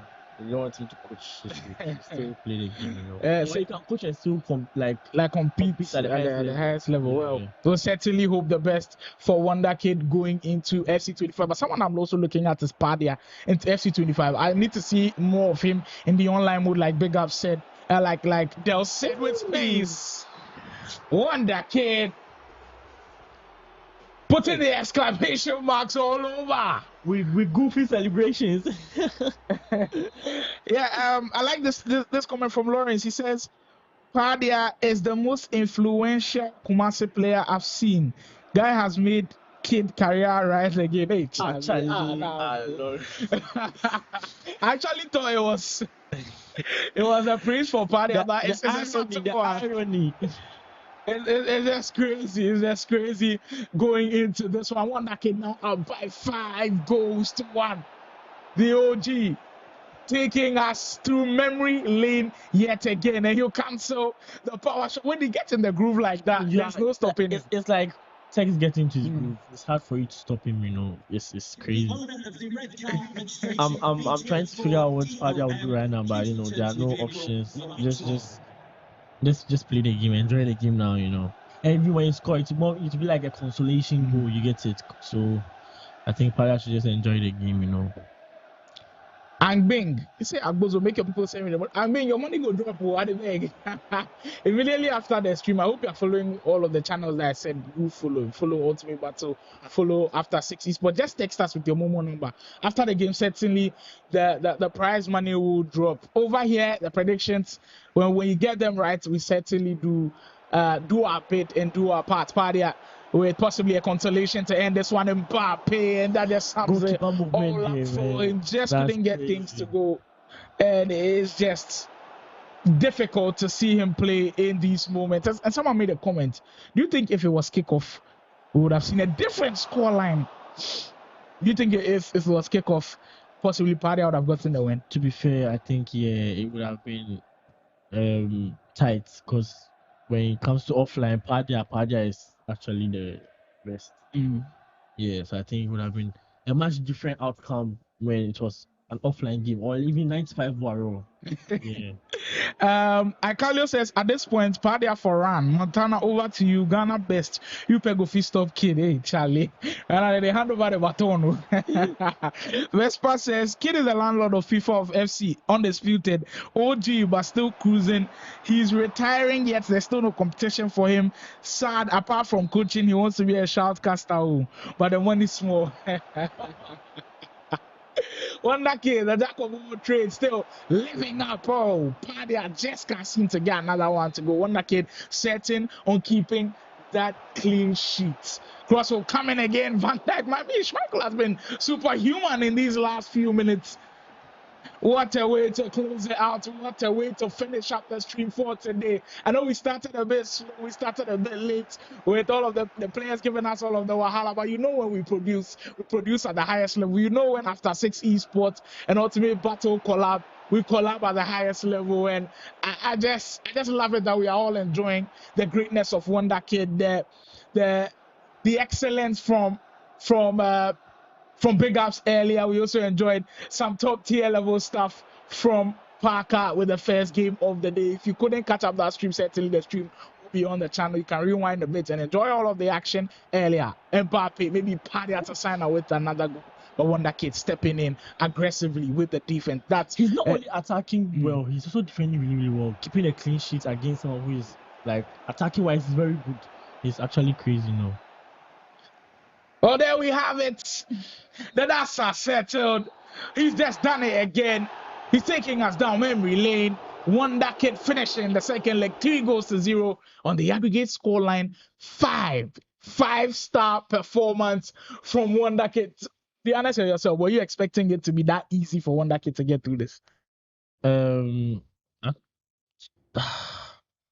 feel like it should have been an end-to-end game, you know, but unfortunately, it ended up like this. And when he got to his groove, I just knew the game was over, you know. But big ups to Pardia, a very, very good player. Going into the losers brackets, another tough matchups, to be honest. And I hope, you know, he comes through to final stage. Well, we certainly do hope that Pardia has got the resilience, because usually in the loser bracket, you've got to have resilience. Like, you cannot drop any other game. Now, I'm hearing someone says he won prediction, but we'll check to it and see if that's right. I'll make sure you're following across all social media platforms, but you get your 50 Ghana cedis and bang, your money they come. Make you not fear, but he's reminding me again. He said, I beg, I drop prediction. We go come, but what a day it has been. Look, on Wednesday, it was fireworks, and we've certainly reciprocated that today. That is the level of entertainment we promised to bring to you. And I just love it that we've been able to just fulfill that promise that we gave to you guys. We know we started slow, we started late, but that's what Ultimate Battle does. We don't always start slow, but when we start, we give you the best. When after 6 starts, they give you the best. I hope you enjoyed all of the action. It was kind of a mixed bag for after 6 today, with Pardia losing and Parker winning. But what a day it has been. But Charlie, all good things must certainly come to an end. Any final word there was before we close things out? TGs to everyone who participated today. Crazy matches from Parker to Bigups and Gamer Girl to, you know, our final match of the day. Crazy matchups. Ended up good for some people, ended up bad for some people, but to those that ended up bad for, I think it's not over yet, you know. Just go back to your drawing board and just do your best. More matchups to come. There are more crazy. Keep following, because there will be some of the games on stream, but without the live production and all the casting on After 6 Esports channel. So make sure you subscribe there, and then you can go on there and enjoy all of the action. But that's how we'll draw the curtains on this one. A historic one, a wonderful one, an enjoyable one. For myself and everybody on here from After 6 Esports, Ultimate Battle Esports Association Ghana, the BGA Esports Show, Ultimate Hub, and Kavik Records, we say goodbye and we'll see you next week. You got one last chance to rethink this.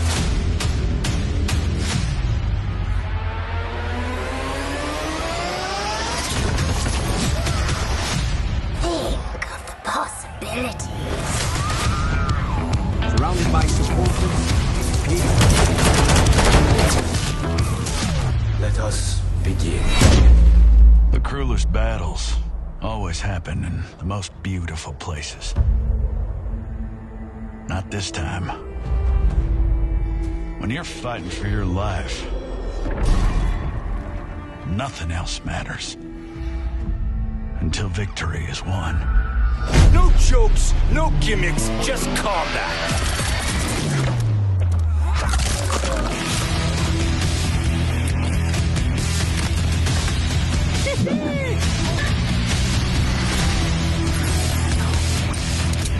You are under arrest, dirtbag.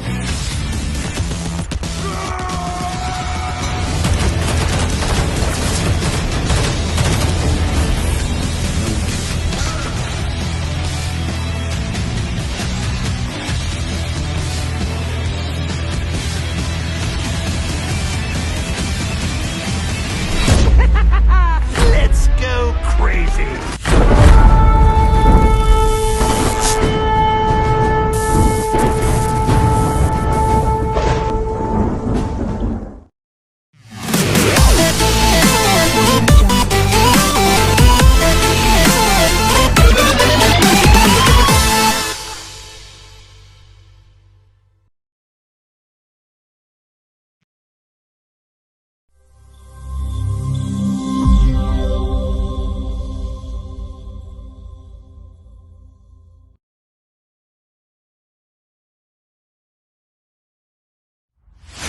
You got one last chance to rethink this.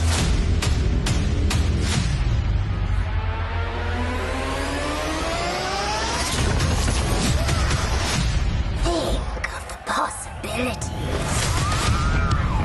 Surrounded by supporters, let us begin. The cruelest battles always happen in the most beautiful places. Not this time. When you're fighting for your life, nothing else matters. Until victory is won.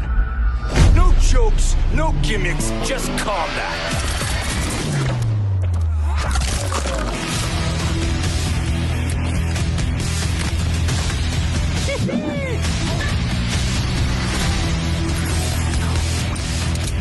You are under arrest, dirtbag.